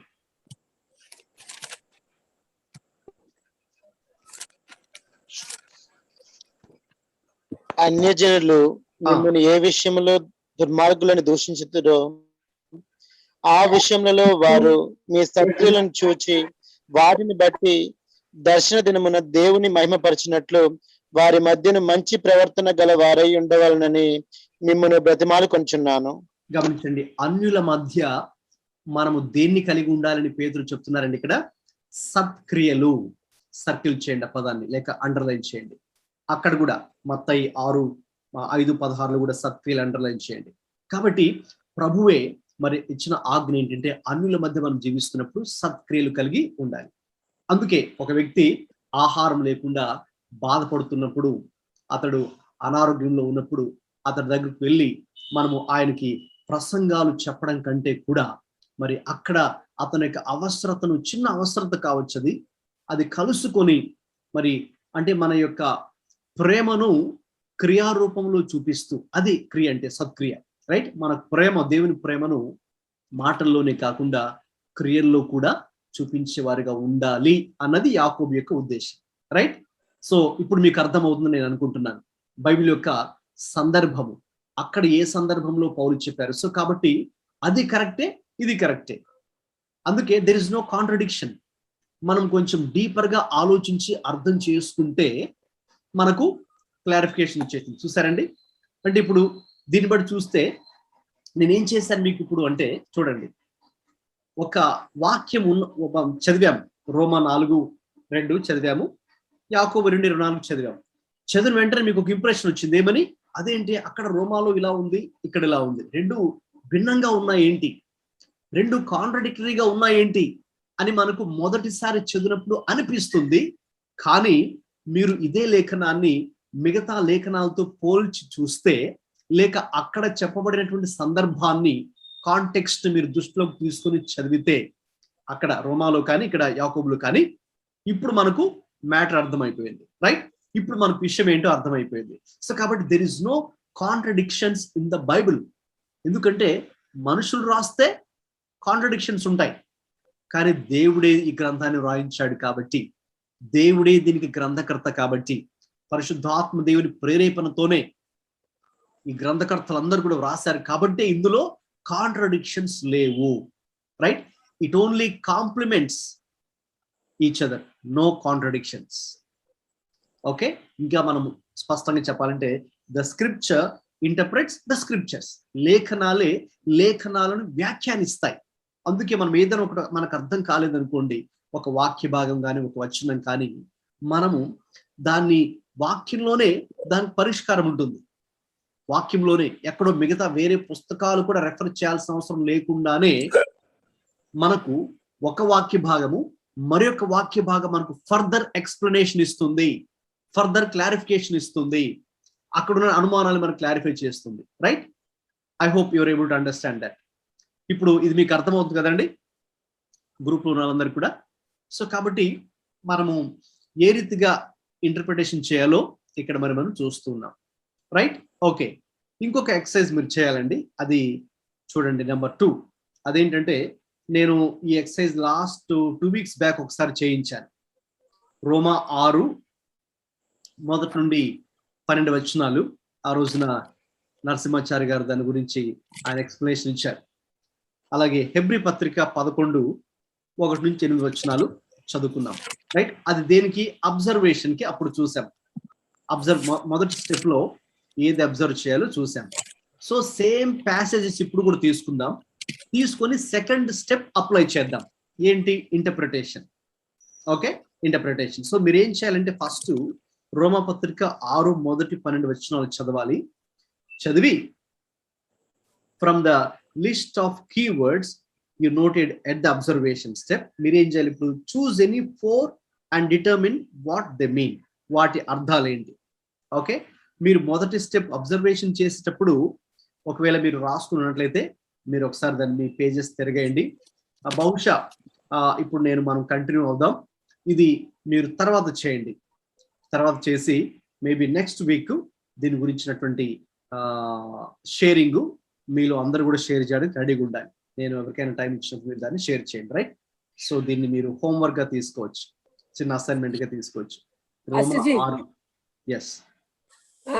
Okay, give us one example. For example, in Romans 6:1-12, if I take the key word as sin, okay, Yes. what do you mean by meaning?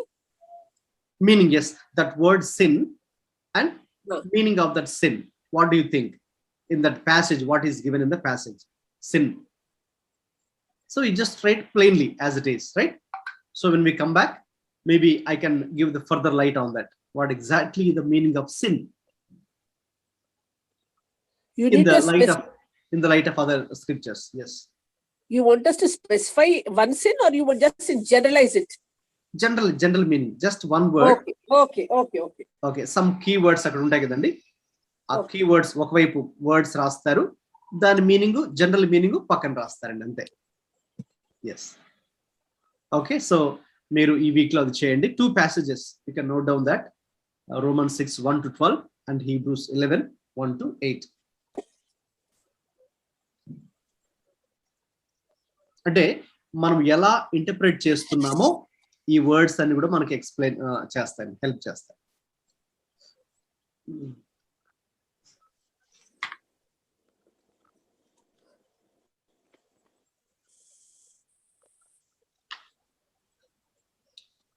Okay, చదవండి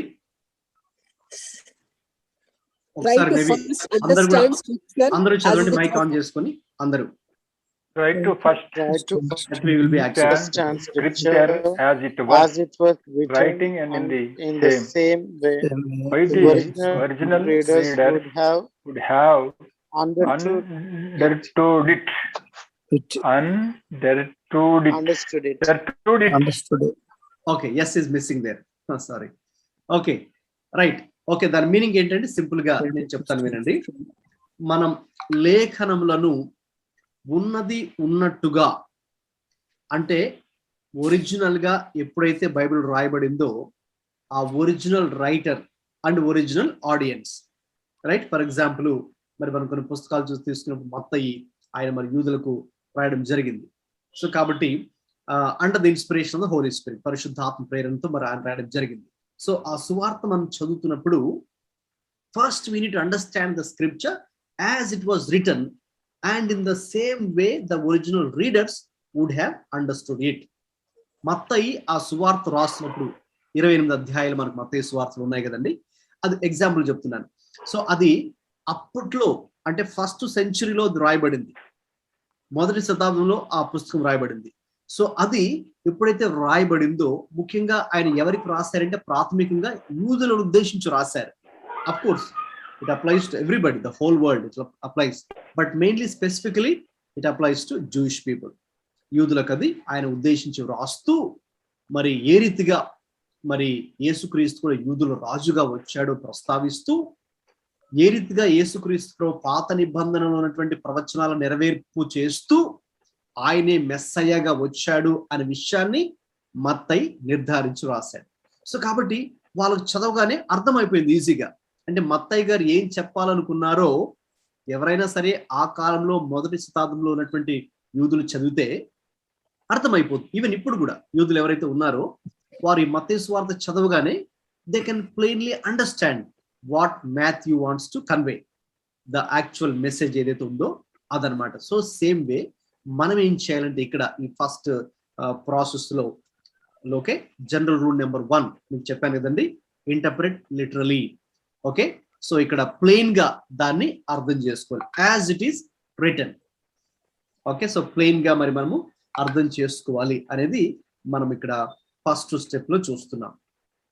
ఓకే, గమనించండి, ఇక్కడ ఒక చిన్న రిస్క్ లేక డేంజర్ ఏంటి అంటే, ఈ స్క్రిప్చర్స్ ని ఉన్నట్టుగా అర్థం చేసుకోకుండా ఉండడానికి దీనికి ఆపోజిట్ లో ఇంకొకటి ఏంటంటే అలిగరైజింగ్ అని అంటారు, లేకపోతే ఓవర్ స్పిరిచువలైజింగ్ అని కూడా అంటారు దీన్ని, లేదంటే అలిగరైజింగ్.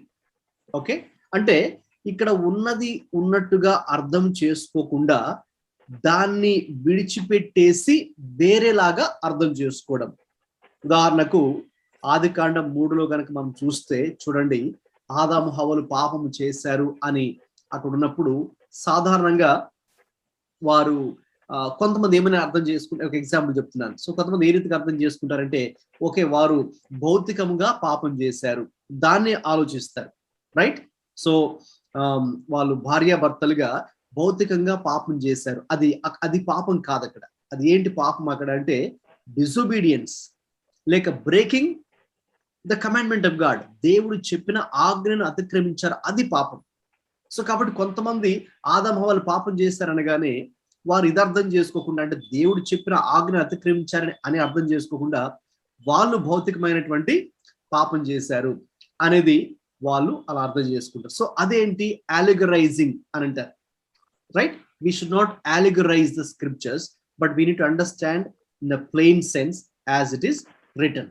ఓకే, సో అది మనము అక్కడ అర్థం చేసుకోవాలి. అందుకే నేను ఇక్కడ మీకు బోల్డ్ లెటర్స్ లో ఈ యొక్క స్టేట్మెంట్ చెప్పడం జరిగింది. Right, try to first understand okay the scriptures as it was written and in the same way as the original readers would have understood it. Okay, ఇప్పుడు ఇంకొక 1 or 2 సెంటెన్స్ మీకు చూపిస్తాను, చదవండి ఎవరైనా ఆ సైడ్ 3 lines.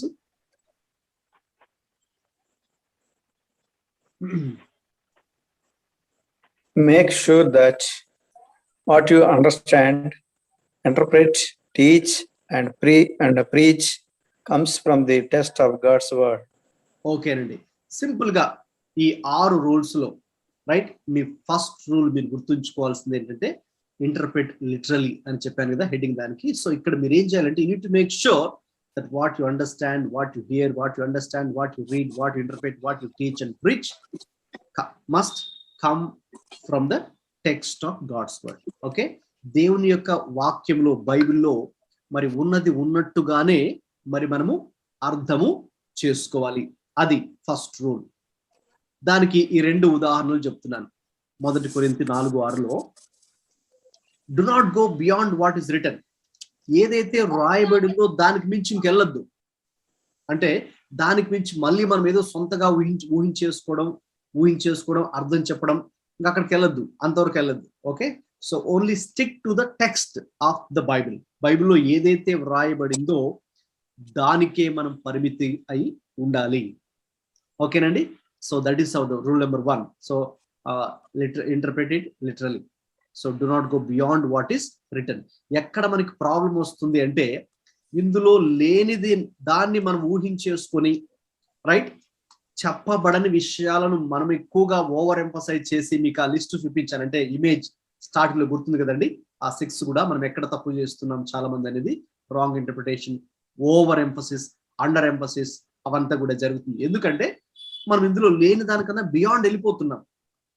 రైట్, అంటే వాక్యంలో ఒకలాగా ఉంటే మనం దాన్ని ఇంకొకలాగా అర్థం చేసుకుంటూ మనం వెళ్ళిపోతున్నాం, ఇంకొకలాగా దాన్ని చెప్పేస్తూ వెళ్ళిపోతున్నాం, లేక అండర్స్టాండ్ చేసుకుంటూ వెళ్తున్నాం. Don't do that. So do not go beyond what is written. Okay, ఎవరైనా త్వరగా ఆ స్క్రిప్చర్స్ చదువుతారండి తీసిన వాళ్ళు? సహోదరులారా, మీరు మమ్మను చూచి లేఖనములో యందు రాసి ఉన్న సంగతులను అతిక్రమింపకూడదని నేర్చుకొని మీరొకని పక్షమును మరి ఒకని మీద ఉప్పొంగుకున్నట్లు ఈ మాటలు మీ నిమిత్తమై నా మీదను అపోలో మీదను పెట్టుకొని సాదృశ్య రూపముగా చెప్పి ఉన్నాను. రైట్, అక్కడ మనకి ఇంపార్టెంట్ వర్డ్ ఏంటంటే అండర్లైన్ చేయండి, లేఖనముల యందు వ్రాసి ఉన్న సంగతులను అతిక్రమింపకూడదని నేర్చుకోవాలి మనం. రైట్, ఆ 2 lines వీలైతే అండర్లైన్ చేయండి. సో అంటే సింపుల్ గా చెప్పాలంటే what is exactly written in God's word, stick to that, do not go beyond what is written. అప్పుడు ఇంకా మనకి ఏ ప్రాబ్లం ఉండదండి, we don't end up in problem. Okay, of course it is not that easy, but that's the main thing. ఓకేనండి, మనం ప్రాబ్లంలో పడకుండా wrong interpretations లోకి వెళ్లకుండా ఉండాలి అంటే లేఖనముల యందు వ్రాసి ఉన్న సంగతులను మనము అతిక్రమించకూడదు. ఏదైతే ఉందో అలాగే అర్థం చేసుకుందాం, ఏది లేదో దాన్ని మనం కల్పించి ఊహించి చెప్పడం కాదు.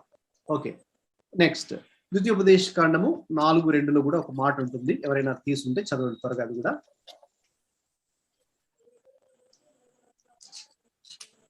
Deuteronomy chapter 4. మీ దేవుడైన యెహోవా కంటిన్యూ సార్, చదవండి. ఆ ఇచ్చిన ఆజ్ఞలను మీకు ఆజ్ఞాపించుచున్నాను, వాటిని గైకొనుట యందు నేను మీకు ఆజ్ఞాపించిన మాటలతో దేనిని కలుపకూడదు, దానిలో నుండి దేనిని తీసివేయకూడదు. బయలుపేరు విషయంలో యెహోవా చేసిన దాన్ని మీరు కళ్ళారా చూచితిరి కదా. చాలండి, థ్యాంక్ యూ. ఏం చేయాలంటండి, కలపకూడదు, తీసేయకూడదండి.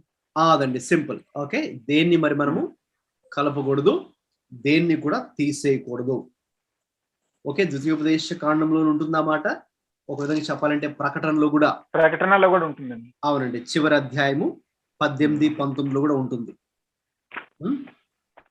ఎవడైనాను వీటితో మరి ఏదైనాను కలిపిన ఎడల ఈ గ్రంథంలో వ్రాయబడిన తెగుళ్ళు దేవుడు వానికి కలుగజేయును.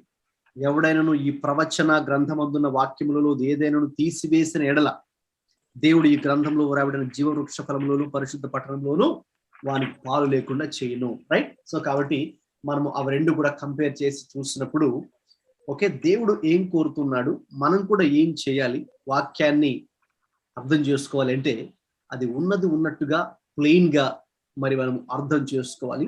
సో దానికి ఎక్స్ట్రా మన యొక్క సొంత ఆలోచనలు మరి ఉద్దేశాలు తలంపులు దానికి కలపకూడదు. ఇందులో ఉన్నాం కూడా అందులో మరి మనము తీసేయడానికి వీల్లేదు. Right, you need to understand, you need to stick to that what is return. So do not go beyond what is written.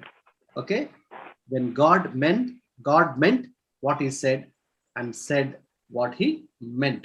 Okay, so ఏదైతే దేవుడు ఉద్దేశించాడో అదే రాసింది దాన్ని ఉద్దేశించాడు, అదే మనం అనుసరించాలని మరి దేవుడు కోరుకుంటున్నారు. సో అదండి. So we're done with rule number 1. That's all. Right, rule number 1 ఏంటి? ఇంటర్ప్రెట్ లిటరలీ ఉన్నది ఉన్నట్టుగానే మనం దాన్ని అర్థం చేసుకోవాలి. అందులో 2 విషయాలు ఉంటాయని చెప్పాను. ప్లెయిన్ గా ఉన్నది ఉంటుంది, ఫిగరేటివ్ గా ఉంటుంది.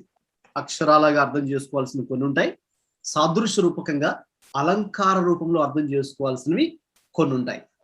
ఇప్పుడు మనకు నేను చెప్పాను, ఇది ఎలా అర్థం చేసుకోవాలి, ఇది ప్లెయిన్ గా ఉన్నదా లేక ఫిగరేటివ్ గా ఉందా, అక్షరాల దీన్ని అర్థం చేసుకోవాలా లేక సాదృశ్య రూపంగా తీసుకోవాలా, ఎలాగా అనేది అంటే దానికి ఆన్సరే రూల్ నెంబర్ 2. ఎవరైనా హెడింగ్ చదవండి. Rule number 2, interpret in context. సందర్భానుసార వ్యాఖ్యానము. రైట్, తెలుగులో 2 పదాలు రాసుకోవచ్చు మీరు. సందర్భానుసార వ్యాఖ్యానం అంటే సందర్భాన్ని అనుసరించి మనము దాన్ని అర్థం చేసుకోవాలి లేక వ్యాఖ్యానించాలి అని. ఓకే, చదవండి ఎవరైనా. ఆ చిన్న 4 లైన్స్ ఉన్నాయి, చదవండి. Interpret each verse or passage of scripture in its context, noting where it is located in scripture, what precedes it, what follows after it, and how it is related to other scripture. ఓకేనండి, గమనించండి. చాలా మంది చేసే పొరపాటు ఇక్కడే. Interpretation అని చెప్పాను కదండి. చాలా మంది దేన్ని పరిగణలోకి తీసుకోరు అంటే కాంటెక్స్ట్ ని పరిగణలోకి తీసుకోరు. అంటే అక్కడ ఏ సందర్భంలో చెప్పబడుతుందో, ఎవరితో చెప్పుతున్నారో అనేది పరిగణలోకి తీసుకోరు. రైట్, అందుకే చాలా మంది ఏం చేస్తారంటే ఏదో ఒక వచనాన్ని తీసుకొని, వాళ్ళకి నచ్చిన వచనాన్ని తీసుకొని, లేక వాళ్ళు ఏదైనా ఒక వచనాన్ని సెలెక్ట్ చేసేసి ఇంకా తమకి ఇష్టం వచ్చినట్టుగా దాని గురించి మరి మాట్లాడుతూ ఉంటారు, లేక బోధిస్తూ కూడా ఉంటారు. అది చాలా ప్రమాదం. ఇంకా వారి యొక్క సొంత అభిప్రాయాలు దానికి యాడ్ అవుతూ ఉంటాయి. ఇంకా వారికి నచ్చినటువంటి అనేక కథలు దానికి జోడించి రకరకాలుగా అవే అటువంటి బోధలే మనం ఎక్కువ వింటూ ఉంటాం. అటువంటి బోధలు ఎక్కువ మరి మనం చూస్తూ ఉన్నాం. కానీ అయితే ఇది చూడండి అక్కడ, అందుకే నేను మీకు వాటిని బోల్డ్ లెటర్స్ లో, క్యాపిటల్ లెటర్స్ లో నేను మీకు అది మెన్షన్ చేశాను. ఎందుకంటే ప్రతి వచనము లేక ప్రతి వాక్య భాగము, ప్రతి అధ్యాయంలో ఉన్నటువంటి సందర్భము చాలా చాలా ప్రాముఖ్యమైనది. అది ఎక్కడ ఉన్నదో దాన్ని మనము గమనించేవారిగా ఉండాలి.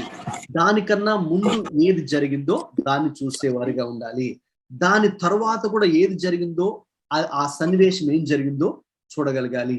ఈ సన్నివేశము పరిశుద్ధ గ్రంథంలో ఉన్న మిగతా సన్నివేశంతో పోలిస్తే ఏ రీతిగా ఉన్నదో అది కూడా మరి మనము గుర్తించగలగాలి. రైట్, అది అక్కడ ఇంగ్లీష్ లో నేను మీకు దాన్ని ఇంగ్లీష్ తెలుగులో చెప్పడం జరిగింది. సో కాబట్టి కాంటెక్స్ట్ అనేది చాలా చాలా ప్రాముఖ్యం. చాలా మంది దాన్ని లెక్కలోకి తీసుకోరు. సో ఒక వచనాన్ని ఎక్కడో తీసుకొని, so what they do, they understand it in out of context. Right, or they preach it or teach it in out of context. అది చాలా చాలా ప్రమాదం అండి. ఓకే, ఒక విషయాన్ని మీకు చెప్తాను, షాకింగ్ న్యూస్ ఏంటంటే అపవాది కూడా, సాతానుడు కూడా, వాడికి వాక్యము తెలుసు, వాడు కూడా వాక్యాన్ని ఇంటర్ప్రిట్ చేయగలడు. రైట్? ఏదైనా క్లూస్ మీరు చెప్తారండి? సాతాను కూడా వాక్యాన్ని ఇంటర్ప్రిట్ చేస్తున్నట్టు బైబిల్ ఎక్కడ ఉన్నాయి? ఆదికాండం. ఎస్, వెరీ గుడ్ అండి. ఆదికాండంలో మనకు ఒక చాలా ప్రాముఖ్యమైన సన్నివేశం ఉంది. ఆదాము హవ్వలతో చెప్తాడు కదండి, ఏమని? అవును, ఏమన్నారండి? ఈ పండ్లను ముట్టుకోకూడదని చెప్పలేదు కానీ తినవద్దని చెప్పలేదు కానీ అది ఉంది సార్, సందర్భం చెప్తాను. అవును, అవునండి. చూడండి, చాలా కన్నింగ్ గా మనం అనుకున్న మూడో అధ్యాయం సార్ ఆదికాండం. అవునండి, ఆదికాండము 3వ అధ్యాయంలో స్త్రీతో ఇది నిజమా, ఈ తోట చెట్లలో దేని ఫలములు నేను మీరు తినకూడదని దేవుడు చెప్పినా అని అడిగాను. అందుకు స్త్రీ, ఈ తోట చెట్ల ఫలములు మేము తినవచ్చును, అయితే తోట మధ్యన చెట్టు ఫలములను గురించి దేవుడు మీరు చావుకున్నట్లు వాటిని తినకూడదని వాటితో మాట్లాడకూడదని చెప్పినని సర్పముతో అన్నాడు. అందుకు సర్పం, మీరు చావనే చావరు, ఏలైనగా మీరు వాటి తిన్ను దినమున మీ కనులు తెరవబడింది, మీరు మంచి చెడ్డలు ఎరిగి దేవతలు ఉందని దేవునికి తెలియదని స్త్రీతో చెప్పగా స్త్రీ ఆ వృక్ష ఫలములను చాలండి.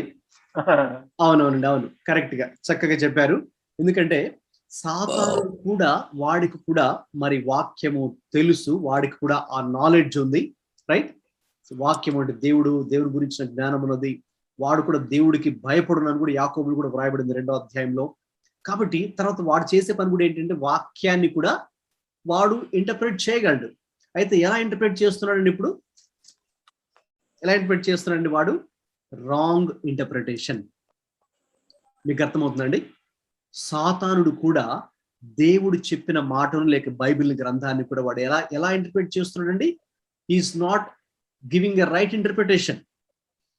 ఈ సత్యవాక్యాన్ని వాడు సరిగా ఉపదేశించడం లేదు. రైట్? వాడు ఏం చేస్తున్నాడు? Exactly opposite.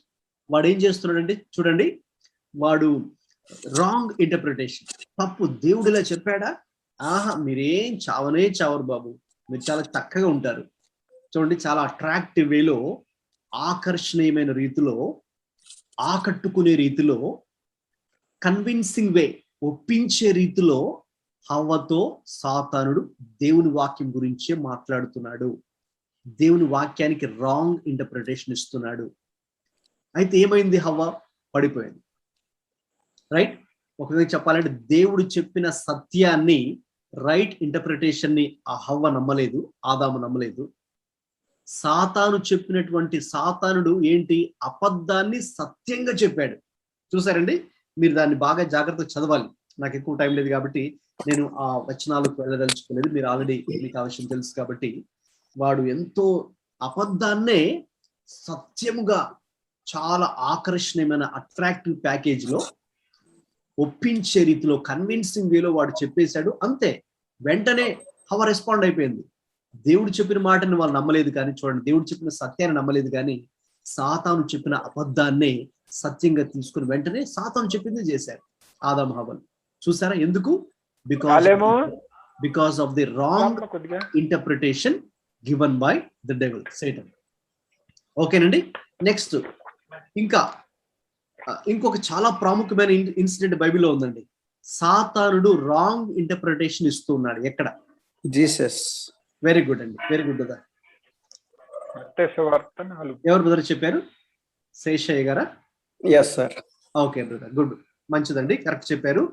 మత్తయి సువార్త 4వ అధ్యాయంలో, లూకాలో కూడా ఉంటుంది, యేసుక్రీస్తు ప్రభువుకు వచ్చినటువంటి 3 శోధనల సమయంలో 40 రోజుల ఉపవాస ప్రార్థన తర్వాత చూడండి, ఎప్పుడైతే ఆయన శోధనలు వచ్చాయో వాడు ఏం చెప్పాడంటే, 3 సార్లు వాడు దేవుని వాక్యాన్నే తీసుకొని ఏమనుందంటే, ఇదిగో నీవు దేవుని కుమారుడమైతే రాళ్ళు రొట్టెలన్నట్టుగా ఆజ్ఞాపించమన్నాడు.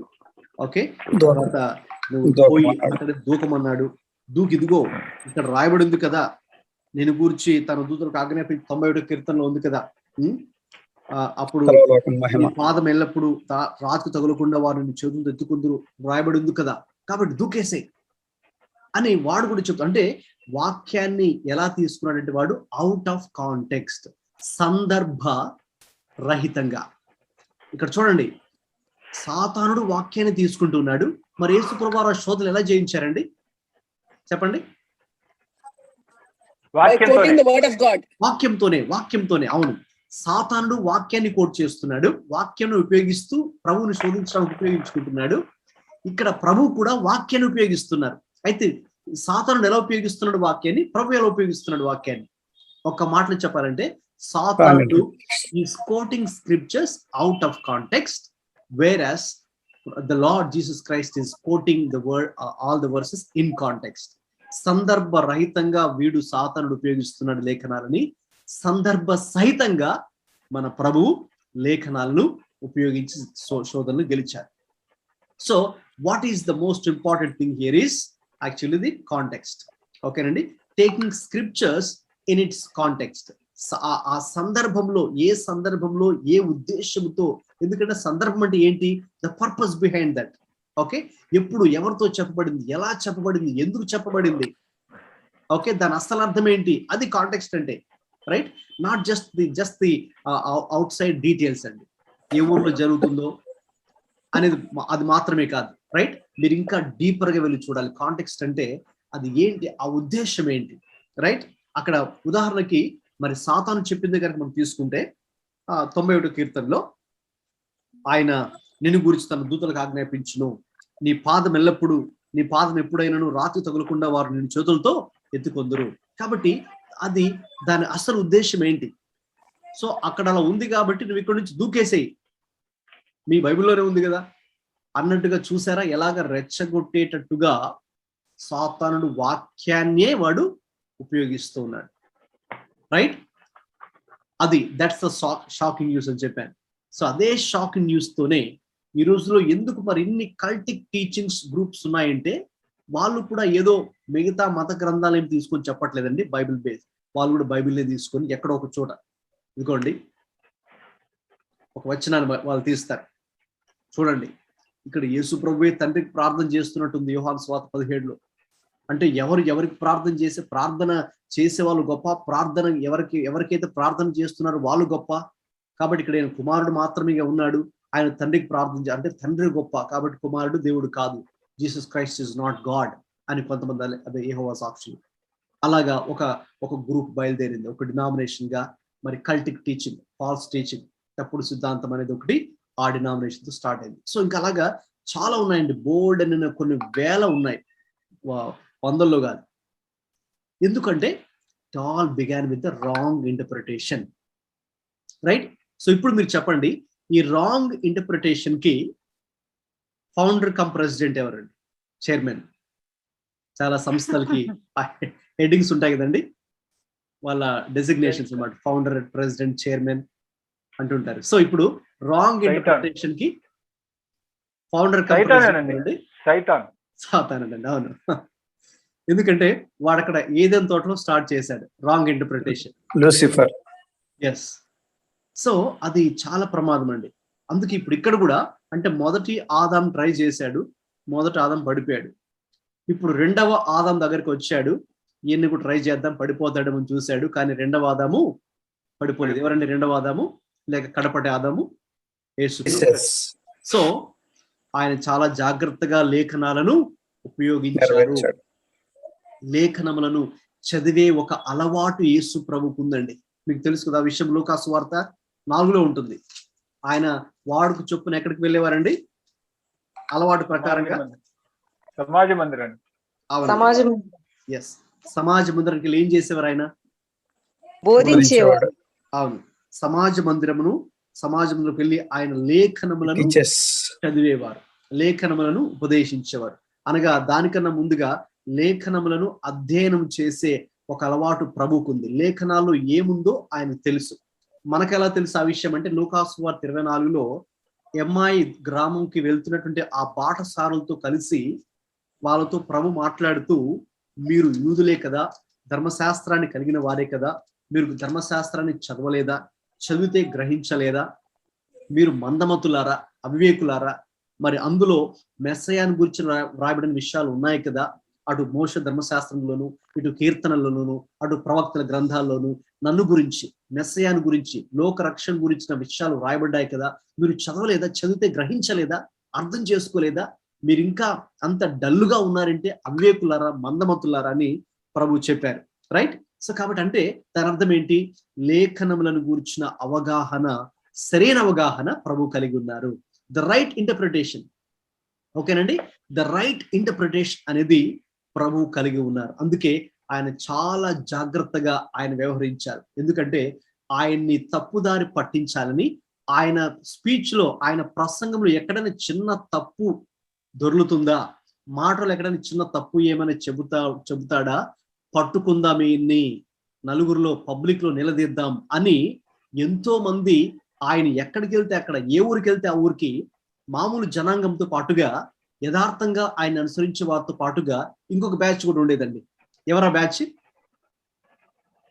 శాస్త్రులు పరిచయులు. శాస్త్రులు పరిచయులు కూడా ప్రభుని అనుసరించారు. ఎందుకు అనుసరించారు? తప్పులు పట్టుకోవటానికండి. అవునండి, ఆయన బోధలో ఎక్కడైనా ధర్మశాస్త్రం గురించి ప్రస్తావిస్తారు కదా, ఆయన బోధిస్తారు కదా ధర్మశాస్త్రం గురించి. కాబట్టి ఎక్కడైనా అందులో తప్పు దొరుకుతుందా మనం పట్టుకుందాం. అది చిన్నదైనా పర్వాలేదు, ఏదైనా పర్లేదు, పట్టుకొని అందరికీ చెప్పేదాం, ఇదిగో మీరు ఇంకేనా అనుసరించకంటారు బాబు, ఈయన తప్పుగా చెప్తున్నాడు. మన మోషే ధర్మశాస్త్రం చూడండి, యేసు ప్రభువారు ఎంత కరెక్ట్ గా చెప్పినా కూడా చివరికి వాళ్ళు మోపిన తప్పు నేరం ఏంటండి ప్రభు మీద? రాజు అని చెప్పుకుంటున్నాడు. ఇంకా పిలా దగ్గర ఇంకేం చెప్పారు? ఈయన మా ధర్మశాస్త్రమును నెరవేర్చడం లేదు, ఓకే, దీన్ని దూషిస్తున్నాడు అనేది కూడా వాళ్ళు చెప్పారు. ఒక విధంగా చెప్పాలంటే ఎక్కడ ప్రభు ధర్మశాస్త్రాన్ని దూషించలేదండి. ఇంకా చెప్పాలంటే ఆయన ఏం చెప్పారు తెలుసండి? నేను ధర్మశాస్త్రాన్ని నెరవేర్చడానికి రాలేదు కానీ నెరవేర్చడానికే వచ్చాను అని ఆయన చెప్పారు. ఎందుకంటే ధర్మశాస్త్రం ఏమి అది తప్పు ఏమి కాదు, పాపం ఏమి కాదు అది. ఓకే, ధర్మశాస్త్రాన్ని ఆయన అనుసరించాడు, దానిని నెరవేర్చాడు, దాని అసలు అర్థాన్ని చెప్పాడు. రైట్, ఇప్పుడు నాకు అది టైం లేదు కానీ మనకి యాక్చువల్గా దేవుని చిత్రం ఇంకొక సబ్జెక్ట్ ఉందండి, యేసుక్రీస్తు యొక్క జీవితము, బోధలు, పరిచర్య, the life, teachings and ministry of Jesus Christ అని ఇంకొక సబ్జెక్ట్ ఉంది. అది కంప్లీట్ డిఫరెంట్ సబ్జెక్టు. మరి దేవుని చిత్రం మరొకసారి ఇందులో టీచ్ చేస్తాను ఆన్లైన్ లో. అందులో మనం కొండ మీద ప్రసంగం డీటెయిల్ గా మనం కనుక స్టడీ చేస్తే ఒక విధంగా చెప్పాలంటే ధర్మశాస్త్రమునకు అసలు అర్థమేంటో, నూతన అర్థమేంటో, in other words the right interpretation of the law అనేది ప్రభు వారు ఇచ్చారు. ధర్మశాస్త్రం యొక్క అసలు అర్థము ప్రభు అక్కడ చెప్పారు. కానీ ధర్మశాస్త్రాన్ని తప్పుగా అర్థం చేసుకుంది ఎవరు తెలుసండి? మేము ధర్మశాస్త్రాన్ని తూచా తప్పకుండా అనుసరిస్తూ ఉన్నాం, మేము చిన్నప్పటి నుంచి యూదులుగా అసలు మీకేం తెలుసు, నీకు అటు ఇటు తిప్పి కొడితే నీకు 50 సంవత్సరాలు కూడా లేవు, మాకు గొప్ప అనుభవం ఉంది, మాకే ధర్మశాస్త్రం తెలుసు, మేము మోషే మా నాయకుడు అని ఎవరు చెప్పుకున్నారండి? అతిశయంగా శాస్త్రులు పరిచయులు అనుకున్నారు. ఏమని? మాకు ధర్మశాస్త్రం తెలుసు, మాకు తప్పకుండా అనుసరిస్తున్నాం. కానీ ఒకటి తెలుసండి, వారికి ధర్మశాస్త్రం నిజంగా తెలియదండి. రైట్, ప్రభు అన్నారు, మీరు అది తెలిస్తే మీరు నన్ను సిలువేసి ఉండేవారు కాదన్నారు ఆయన. గమనించారండి? మీరు నిజంగా ధర్మశాస్త్రాన్ని కనుక గ్రహించినట్లయితే, అరే బాబు మీరు నన్ను సిలువేసి ఉండేవారు కాదు. ఎందుకంటే ధర్మశాస్త్రం ఎవరి గురించి ప్రవచిస్తూ ఉంది? నా గురించి, నన్ను గురించి, అనగా మెస్సయ్య గురించి, లోకరక్షకుడి గురించి. మరి లోకరక్షకుడు వచ్చాడు, మరి వాళ్ళు లోకరక్షకుడిని అంగీకరించారండి? యోహాను ఏముంది? ఆయన తన స్వకీయుల యొద్దకు వచ్చిన వారు ఆయన్ను అంగీకరించలేదు.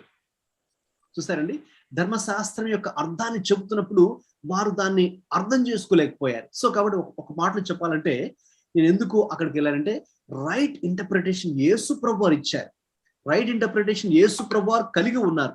అక్కడ ఉన్నటువంటి శాస్త్రులు, పరిచయులు లేక ధర్మశాస్త్రాన్ని తెలిసిన వాళ్ళు కాదు బాబు. ఎందుకంటే చూడండి, యోహాను సువార్త 3లో ఒకసారి నికోదేము అనే వ్యక్తి వస్తారు ప్రభు దగ్గరికి.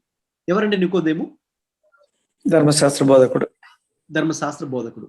ఆయన ఒక ప్రశ్నతో వస్తారు ప్రభు దగ్గరికి. అక్కడ ఒక Q&A సెషన్ జరుగుతుంది ప్రభుకి ఆయనకి మధ్య, ప్రశ్న ఉత్తరపు సెషన్. ఏంటి ఆయన అడిగే ప్రశ్న? ఏంటి? కొత్తగా జన్మించాలి. అవును, ఆయన అడిగిన ప్రశ్న అండి. ఏమడిగాడు ఆయన ప్రభు దగ్గరికి వచ్చి? తెలిసిన వాళ్ళు చెప్పండి త్వరగా. అది చదవక్కర్లేదు, జస్ట్ ఆ సందర్భం వచ్చింది, నేను అది చెప్తున్నాను. Will come back to this again. మళ్ళీ ఎలా కడుపున పుడతాడు?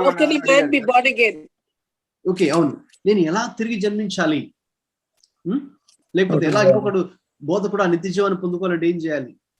ఓకేనండి, అంటే వీళ్ళు ధర్మశాస్త్ర బోధకులే, they are the teachers of the law, but they are not able to understand or give the right interpretation to the లా.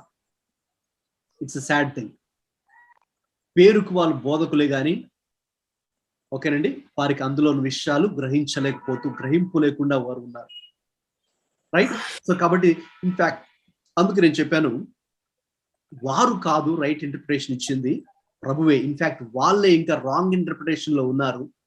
ప్రభు అయితే వారికి రైట్ ఇంటర్ప్రిటేషన్ ఇచ్చి ఒక విధంగా వాళ్ళని విమోచించినట్టే. అయితే ఎవరైతే అందరూ గ్రహించలేకపోయారు దాన్ని, కొంతమందే వాళ్ళ మనం వేల మీద లెక్క పెట్టేయచ్చు. వాళ్ళ మీద కొంతమంది అరిమతయి యోసేపు కానీ, మరి కొంతమంది ప్రభువుని దగ్గరకు వచ్చినటువంటి యూదులు నిజంగా ఎస్ ఏనిచ్చేది రైట్ ఇంటర్ప్రిటేషన్, ఇంతవరకు మనం అర్థం చేసుకుంది తప్పురో బాబు అని వాళ్ళు ప్రభుని అంగీకరించారు కొంతమంది. ఓకే, ఇక్కడ పాయింట్ ఏంటంటే, మరి ప్రతి బైబిల్లో ఉన్న ప్రతి వచనము, దాని ప్యాసేజ్ మీరు అక్కడ చూస్తున్నారుగా స్లైడ్ లో, ప్రతి వచనము, ప్రతి ప్యాసేజ్, ప్రతి చాప్టర్, ఓకే, దాని యొక్క కాంటెక్స్ట్ అనేది చాలా చాలా ప్రాముఖ్యం. ఓకే, 2 ఎగ్జాంపుల్స్ ఇక్కడ చూద్దాం. 1 కొరింథీ 7వ అధ్యాయం 1వ వచనం, ఎవరైనా త్వరగా తీసిన వాళ్ళు చదువుతారండి. మీరు రాసిన వాటి విషయము స్త్రీని ముట్టకుండుట పురుషునికి మేలు. ఓకే, చాలండి. స్త్రీని ముట్టకుండుట పురుషునికి మేలు అంటే మనం పెళ్లి చేసుకోకూడదు, పెళ్లి చేసుకోకుండా ఉంటే మంచిది అని దీని అర్థం. ఓకే, 1 కొరింథీన్స్ 7:1 కదండి. ఓకే, మరి అది ఒక్కటే మనం తీసుకుంటే ఎటువంటి ఇంటర్ప్రిటేషన్ లోకి వస్తామంటే, మనం ఇక బ్రహ్మచారుల వలె ఉండాలి, మనం పెళ్లి చేసుకోకూడదు, వివాహము నిషేధించబడింది. అందుకే చాలా మంది దాన్ని అలా చదివి 1వ శతాబ్దంలోనే చాలా మంది సన్యాసులుగా మారిపోయారు. సన్యాస మఠాలు ప్రారంభించబడ్డాయి. మొనాస్ట్రీస్ వర్ స్టార్టెడ్. ఓకేనండి, సెలిబసీ, వివాహం చేసుకోకుండా చాలా మంది అలాగే ఉండిపోయారు. అప్పటికి ఈవెన్ ఇప్పుడు కూడా కదండి, చాలా మంది, ముఖ్యంగా మనం క్యాథలిక్ లో చూస్తాం, ఈవెన్ ప్రొటెస్టెంట్లు కూడా చాలా మంది వివాహం చేసుకోకుండా ఉంటారు. అఫ్ కోర్స్ కొంతమంది వాళ్ళ పర్సనల్ కమిట్మెంట్ తో ఉంటారు, అది వేరే విషయం. అయితే అక్కడ డేంజర్ ఏంటంటే, దేవుడు వివాహాన్ని నిషేధించాడు, బైబిల్లో ఇక్కడ ఇలా ఉందండి, అందుకే నేను పెళ్లి చేసుకోలేదు అని అనుకున్న వారు కూడా ఉన్నారండి చాలా మంది. అంటే ఒక రాంగ్ ఇంటర్ప్రిటేషన్, ఒక తప్పుడు అవగాహన, అంటే వాక్యానికి క్షుణ్ణంగా అవగాహన చేసుకోకపోవడంతో ఎక్కడో ఒక వచనాన్ని తీసుకొని దాన్ని ఆధారం చేసుకొని ఇది. ఓకే, ఇప్పుడు ఇక్కడికి రండి. మత్తయి సువార్త, సారీ అక్కడ స్లైడ్ లో లేదండి, రాసుకోండి. మత్తయి సువార్త 19కి వద్దాం. ఇప్పుడు మత్తయి సువార్త 19 నేను అక్కడ చెప్తానండి, వచ్చిన ఏం చదవాలో అది చదవండి. ఇప్పుడు ఇది చదివిన తర్వాత మీ యొక్క అభిప్రాయం ఏంటి వెంటనే చెప్పండి, తర్వాత నేను దాన్ని కంక్లూజన్ చెప్తాను. మత్తయి సువార్త 19వ అధ్యాయం. పురుషుడు తన భార్యను వెన్నాడునేమో. అవునండి, అదే అవునండి. 4 నుండి చదవండి. ఆయన ఆశ్రయించిన వాడు ఆది నుండి వారిని పురుషుని గాను స్త్రీని గాను సృజించిన అన్నయు, ఇందు నిమిత్తము పురుషుడు తల్లిదండ్రులను విడిచి తన భార్యను హత్తుకొనును, వారిద్దరూ ఏక శరీరముగా ఉందరని చెప్పిననియు మీరు చదవలేదా? చాలండి. ఓకే, ఇప్పుడు ఈ వచనం చదవగానే మీకు ఏమనిపిస్తుందండి? అంటే ఆ వచనానికి ఈ వచనానికి 1 కొరింథీ 7 మ్యారేజ్ చేసుకోవాలి. ఓకే ఓకే, సో ఇవి రెండు మనం చదవగానే మనకి ఇన్స్టెంట్ ఫీలింగ్స్, అంటే ఇమీడియట్ గా మనం అనుకునేది ఏంటంటే, అదేంటి అక్కడ ఇది కాంట్రడిక్షన్ అని అంటాం మనం, ఇదేంటి భిన్నాభిప్రాయం. అక్కడేమో 1 కొరింథీ 7:1 వివాహం చేసుకుండా ఉండటే మంచిది అని, ఇక్కడేమో అసలు దేవుడే ఈ వివాహ వ్యవస్థను ప్రారంభించాడు. నరుడు ఒంటరిగా ఉండకుండా మరి దేవుడు సాటిన సహాయాన్ని ఏర్పాటు చేశారు. సో ఆది నుంచి దేవుడే వారిని పురుషుని గాని స్త్రీని గాని చేసి, మరి ఇందు నిమిత్తమే పురుషుడు తల్లిదండ్రులు విడిచి తన భార్యను హత్తుకొనును, వారిద్దరు ఏక శరీరముగా దేవుడే వారిని చేశాడు అని మీరు చదవలేదా అని అక్కడ ఉంది. ప్రభు చెప్తున్నట్టు మాట ఇక్కడ ఉంది. ఓకే, సో ఈ 2 వచనాలు మనం చదువుతున్నప్పుడు ఇది భిన్నాభిప్రాయాలుగా ఉన్నట్టుగా ఒక కాంట్రడిక్టరీ స్టేట్మెంట్ గా ఉంది అని మనం అనుకోవచ్చు. ఇదేంటి బైబిల్ ఒక చోట ఒకలాగా, పెళ్లి చేసుకోకూడదని ఒకలాగా, వివాహం చేసుకోని ఒకలాగా ఇక్కడ ఉంది, ఎలాగా మరి ఏది కరెక్ట్? మనం వివాహం చేసుకోకూడదా లేక వివాహం చేసుకోవాలా? రైట్. సో దీనికి సొల్యూషన్ ఏంటి అంటే, రైట్, ఈ రూల్ నెంబర్ 2 చెప్పేది ఏంటంటే మనకు interpret any verse, any passage, any chapter in the Bible in context. Right, in context. అది మనం చూసినప్పుడు అక్కడ పౌలు 1 కొరింథీ 7లో ఆయన యొక్క ఉద్దేశము వేరు. అంటే మనం అది అర్థం చేసుకోవాలి. ఏం చేయాలి? ఒక్క వచనం చదివి ఆపేస్తే అంతే. ఒక వచనం ఆపేసామనుకోండి, ఒక వచనం చదివి రాంగ్ ఇంటర్ప్రిటేషన్ లోకి వెళ్తాం. ఓహో, మనం వివాహం చేసుకోకూడదేమో అని. అయితే ఇంకా ఫర్దర్ గా అధ్యాయం అంతా కూడా మీరు చదవాలి. రెండో వచనంలో ఉంది సార్, రెండో వచనంలో ఉంది కదా క్లియర్ గా, 7:2. అవునండి, అవును. ఆయనను జాగ్రత్తలు జరుగుతుండేందున ప్రతి అక్కడే ఉంది. అవును, మనకి 2వ వచనంలోనే ఉంది. ఎనివే, మనకి ఇంకా క్లియర్ గా కూడా తెలియాలి అంటే ఏంటి మరి వివాహ వ్యవస్థ గురించి అని మీరు అలాగ కింద వరకు చదివి ది ఎంటైర్ చాప్టర్ యాక్చువల్గా మనం చదివితే అక్కడ పౌలు యొక్క ఉద్దేశం ఏంటో, రైట్, అక్కడ మనకు చాలా స్పష్టంగా అర్థమవుతుంది. ఏ కాంటెక్స్ట్ లో, ఏ సందర్భంలో పౌలు ఆ మాట చెప్పారో అక్కడ మనకు అర్థమవుతుంది. ఇక్కడ కాంటెక్స్ట్ ఏంటంటే, ఇక్కడ చూడండి, పరిసయ్యులు ఆయన్ని శోధించాలని ఆయన దగ్గరకు వచ్చి, ఏ హేతువు చేతనైనను పురుషుడు తన భార్యను విడనాడుట న్యాయమా అని అడుగగా, అప్పుడు అంటే ఏదైనా ఒక కారణం చేత పురుషుడు తన భార్యను మరి విడనాడవచ్చా అని ఒక ప్రశ్న అడిగారు పరిసయ్యులు వచ్చి ప్రభువుని. అది కూడా ఏంటి? ఆయన్ని శోధించవలనని, ఓకే, ఆయన రికార్డంలో పెట్టాలని ఒక ప్రశ్న అడిగితే దానికి ప్రభు చాలా చక్కగా మరి ఆ వివాహ వ్యవస్థ గురించి, ఏ రీతిగా పురుషుడు వివాహం చేస్తున్న స్త్రీని విడనాడకూడదు, ఎందుకంటే దేవుడే వారిని జతపరిచారు కాబట్టి వారు మరి ఏక శరీరంగా ఉండాలని దేవుని చిత్తం అనే విషయాన్ని అక్కడ తెలియజేశారు. సో కాబట్టి ఇక్కడ సందర్భము వేరు, అక్కడ సందర్భము వేరు. రైట్. సో నేను ఇంకా టైం అవుతుంది కాబట్టి ఆల్మోస్ట్ 2 minutes మనకు టైం ఉంది. సో అది మనం గ్రహించాలి. అందుకే within the context rule number 2 మనకు చెప్పేది ఏంటంటే, చదవండి ఎవరైనా, ఇది ఈ 4 lines చదవండి, ముగించేద్దాం. Context is the single most important factor in correct interpretation. The context for each verse of the Bible is the Bible itself. Yes, అవునండి. మరి ప్రతి వచనంలోను, ప్రతి అధ్యాయంలోను బైబిల్లో చాలా ప్రాముఖ్యమైనది ఏంటి అంటే కరెక్ట్ ఇంటర్ప్రిటేషన్, సరి అయిన అవగాహన లేక సరి అయిన వ్యాఖ్యానము. మరి ఆ సరైనటువంటి అవగాహన, the context for each verse of the Bible is the Bible itself. బైబిలే, మనకి ఇంక వేరే పుస్తకాలు కూడా అవసరం లేదండి. అంటే బైబిల్ అర్థం చేసుకోవడానికి చాలా పుస్తకాలు ఉన్నాయి, చదవచ్చు, తప్పులేదు, మనం చదవాలి కూడా. అయితే ప్రైమరీగా, ప్రాథమికంగా మనం కనుక చాలా జాగ్రత్తగా బైబిల్నే సంపూర్తిగా, అందుకే మనం సిస్టమేటిక్ గా చదువుకుంటూ వెళ్ళాలి అని చెప్పాను స్టార్టింగ్ లో మీకు. ఏదో అక్కడో మనకు నచ్చిన చోట ఒక వచనం తీసుకొని రేపు మళ్ళీ ఇంకొక చాప్టర్, ఇంకొక పుస్తకం ఎక్కడో చదవడం అలా కాకుండా సిస్టమేటిక్ గా మనం చదివినప్పుడు ఈ బైబిలే ఈ సందర్భం ఏంటి అనేది మనకు వివరిస్తుంది. అందుకే మీరే చెప్పారు ఇప్పుడు 1 కొరింథీ 7లో నరసింహాచార్య గారు చెప్పినట్టుగా 2వ వచనంలో దానికి అర్థం ఉందండి మీరు చెప్పారు. Right, correct. ఓకే, సో ఆ ఒక్క వచనం చదివేసి ఆపేసి దాంతో మన సొంత అభిప్రాయాలు, సొంత అనుభవాలు దానికి జోడించి దాంతో ఒక సిద్ధాంతం చేసేసి ఒక డినామినేషన్ స్టార్ట్ చేసేసి మనం ఇంక వివాహం చేసుకోకూడదు అని, ఓకే, అలాగ మనం చేసేది కాదు. అది రాంగ్ ఇంటర్ప్రిటేషన్ అవుతుంది.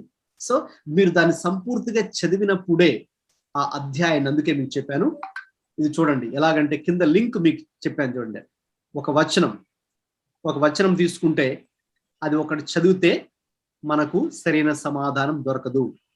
ఆ సెంటెన్స్ చదవాలి, ఫుల్ సెంటెన్స్ చదవాలి, పారాగ్రాఫ్ అంతా చదవాలి. తర్వాత ఏంటండి, సరౌండింగ్ పారాగ్రాఫ్స్ ఏమున్నాయో చదవాలి. అంటే పై పారాగ్రాఫ్, కింద పారాగ్రాఫ్ చదవాలి. తర్వాత ఆ అధ్యాయం అంతా కూడా చదవాలి. అందుకే మీకు చెప్పాను, ఈ వివాహం గురించి తెలుసుకోవాలంటే ఆ 1 కొరింథీ 1:7 చదివితే అర్థం కాదు, 7వ అధ్యాయం అంతా చదవాలని చెప్పాను. నెక్స్ట్ ఆ సెక్షన్ అంటే కొన్నిసార్లు it can be some group of chapters, collection of chapters అన్నమాట. కొన్ని అధ్యాయాలు కలిపి కూడా ఒక సెక్షన్ గా మనం చెప్తాం.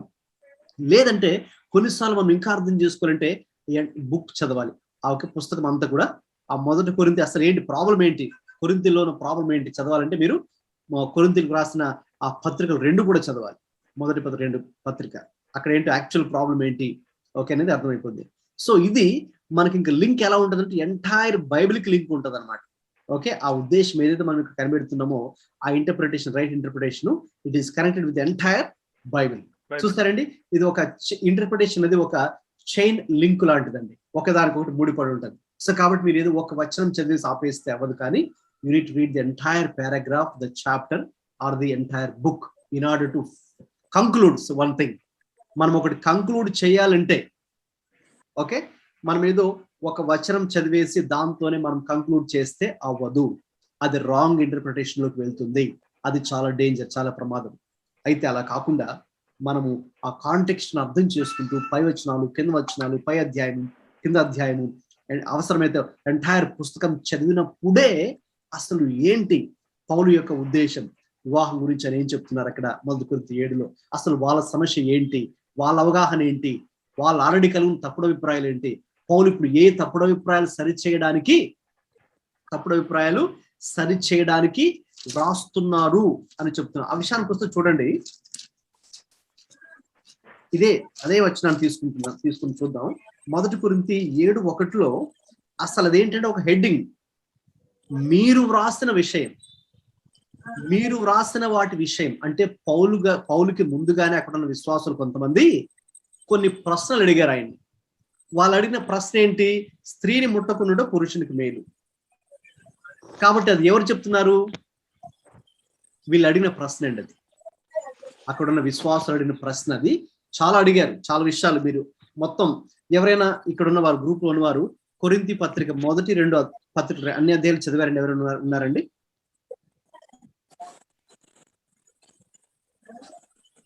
కొరింథీ 2 పత్రికలు చదివిన వారు, ఏ అధ్యాయం మిస్ చేయకుండా వారు ఉన్నారండి?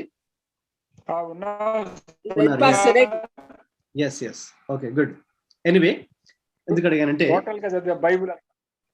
ఎస్ సో ఆ కొరింథీ పత్రికలో వారు కొరింథీ సంఘంలో అనేక సమస్యలు వాళ్ళు కలిగి ఉన్నారండి. స్టార్టింగ్ అధ్యాయం నుంచి మీరు చూస్తే ఒక్కొక్క సమస్య బయటపడుతుంది. ఇక్కడ 7వ అధ్యాయానికి వచ్చినప్పటికీ ఇంకొక సమస్య వచ్చింది. అక్కడ వాళ్ళే ముందుగా అడిగారు, పౌలు గారు రాశారు ఉత్తరం, అయ్యగారు ఇదిగోండి ఇది ఈ విషయం, స్త్రీని ముట్టకుండా పురుషునికి మేలు అనే విషయమై వీళ్ళు అడిగారు. దానికి రెస్పాన్స్ 2వ వచనం నుంచి ఇస్తున్నారు. ఓకే, సో అది మనం ఆ యొక్క కాంటెక్స్ట్ లో కింద వచనాలు, కింద అధ్యాయం చదివినప్పుడు మరి మనకు అది అర్థమవుతుంది. తర్వాత ఈ కాంటెక్స్ట్ అని చెప్పినప్పుడు నేనేంటో ఆ ఊరు పేరు, ఆ డీటెయిల్ మాత్రమే కాదు, the main purpose or the theme statement in the entire book, దానికి మ్యాచ్ అవ్వాలన్నమాట. మన ఇంటర్ప్రిటేషన్ ఆ పుస్తకం యొక్క ముఖ్య ఉద్దేశానికి మ్యాచ్ అవ్వాలి. రైట్, నేను మీకు ఈ రూల్స్ ఆఫ్ ఇంటర్ప్రిటేషన్ ఇది ముగించిన తర్వాత ఈ ఫస్ట్ ఫేజ్ లో కొన్ని వీక్స్ లో నెక్స్ట్ మనం ఇంకా ఆదికాండం నుంచి స్టార్ట్ చేయబోతున్నాం. ఆదికాండం నుంచి ప్రకటన వరకు కూడా. అప్పుడు నేను మీకు ప్రతి పుస్తకం యొక్క ఉద్దేశాన్ని కూడా మీతో మెన్షన్ చేస్తాను, the purpose of every book. So ప్రతి పుస్తకానికి ఒక ఉద్దేశం ఉంటుందండి, ఒక థీమ్ ఉంటుంది. సో మనం ఇచ్చే ఈ ఇంటర్ప్రిటేషన్ ఆ పర్పస్ కి, ఆ థీమ్ కి మ్యాచ్ అవ్వాలి. లేదంటే మళ్ళీ అక్కడ కాంట్రడిక్షన్ వస్తుంది. సో నేను చెప్పినట్టు Bible there is no contradiction.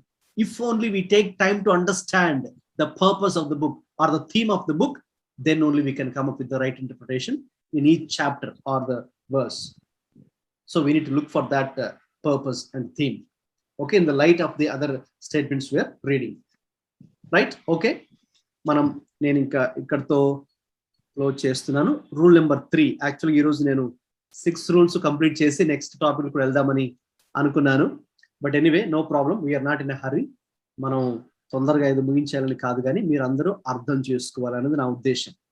కొన్ని ఎక్సర్సైజెస్ మీ చేతనే ఇక్కడే క్లాస్లోనే చేయిస్తేనే వీటికి మీనింగ్ఫుల్ గా ఉంటుంది. లేదంటే ఇది మనం వినేసి వెళ్ళిపోయేది కాదు. సో వీటిని మీరు కూడా ప్రాక్టికల్ గా, పర్సనల్ గా చేయాలి. రైట్, సో కాబట్టి ఈరోజు మనం ఓన్లీ 2 hours లో 2 రూల్స్ మాత్రమే కంప్లీట్ చేసాం. నో ప్రాబ్లం, నెక్స్ట్ వీక్ నా మిగతా విషయాలు కంటిన్యూ చేద్దాం. ఓకే, నేను చిన్న ప్రార్థన చేసి తర్వాత నేను మీ ఫీడ్బ్యాక్ ఇంకా ఏమైనా ప్రేయర్ రిక్వెస్ట్ ఉంటే షేర్ చేద్దాం. సో ఈరోజు మనం విన్నది మనము ప్రాక్టికల్ గా మనకి అప్లై అవ్వడానికి కూడా మరి మనము చిన్న ప్రేయర్ చేద్దాం. Let's pray. ప్రార్థన చేద్దాం. ప్రేమగల తండ్రి, మహాపరిశుద్ధుడా ప్రభా, మరి మీ యొక్క వాక్యం యొక్క విశిష్టత, ప్రాముఖ్యత, అలాగే మీ వాక్యాన్ని ఎలా మేము అయా మరి వ్యాఖ్యానించాలి, ఎలా అర్థం చేసుకోవాలో కూడా ప్రభా మీరు మాట్లాడుతున్నారు. అయా కొన్ని విషయాలు ప్రభా, మరి కొన్ని గైడ్ లైన్స్, కొన్ని సూచనలు, సలహాలు మా ముందు పెడుతూ ఉన్నారు. అయినా మరి వీటి సహాయంతో ప్రభా ఇక నుంచి మేము బైబిల్ని ఏ రీతిగా చదవాలో, ఏ రీతిగా అర్థం చేసుకోవాలో అది మారుటకు సహాయం దయచేయండి ప్రభా. మీ యొక్క వాక్యం ఉన్నట్టుగా మరి మేము అర్థం చేసుకోవాలి, సందర్భానుసారంగా, సందర్భ సహితంగా అర్థం చేసుకోవాలి ప్రభా. ఎందుకంటే ఇది చాలా ప్రమాదకరమైన విషయం కూడా. సందర్భానుసారంగా అర్థం చేసుకోకపోతే అపవాది ప్రభా వాడు రెడీగా ఉన్నాడు తండ్రి. వాడు వాక్యమును మాకు వక్రీకరించి చెప్పడానికి రెడీగా వాడు ఉన్నాడు. కాబట్టి మేమైతే అయా ప్రభా మీ వలె వాక్యమును, లేఖనములను సందర్భ సహితంగా మరి అందరూ అర్థం చేసుకుని మా జీవితాలకు అన్వయించుకోవడానికి కృప చూపించమని యేసుక్రీస్తు ప్రభు వారి పరిశుద్ధ నామములో ప్రార్థిస్తూ వేడుకొనుచున్నాము తండ్రి. Amen. Amen. ఆమేన్. యేసులో సమృద్ధి జీవం, యేసులో సమృద్ధి జీవం, యేసులో సమృద్ధి జీవం, యేసులో సమృద్ధి జీవం. సమృద్ధి అయిన ప్రభుని జీవం సమృద్ధిగా మనలను బలపరచును. సమృద్ధి అయిన ప్రభుని జీవం సమృద్ధిగా మనలను బలపరచును. అలసిన హృదయాలకు ఇది సమృద్ధి జీవం, విరిగిన హృదయాలకు వాక్యామృత జీవం. ఓ నేస్తమా వీక్షించుమా, యేసులో సమృద్ధి జీవం. ఓ నేస్తమా వీక్షించుమా, యేసులో సమృద్ధి జీవం. యేసులో సమృద్ధి జీవం, యేసులో సమృద్ధి జీవం, యేసులో సమృద్ధి జీవం.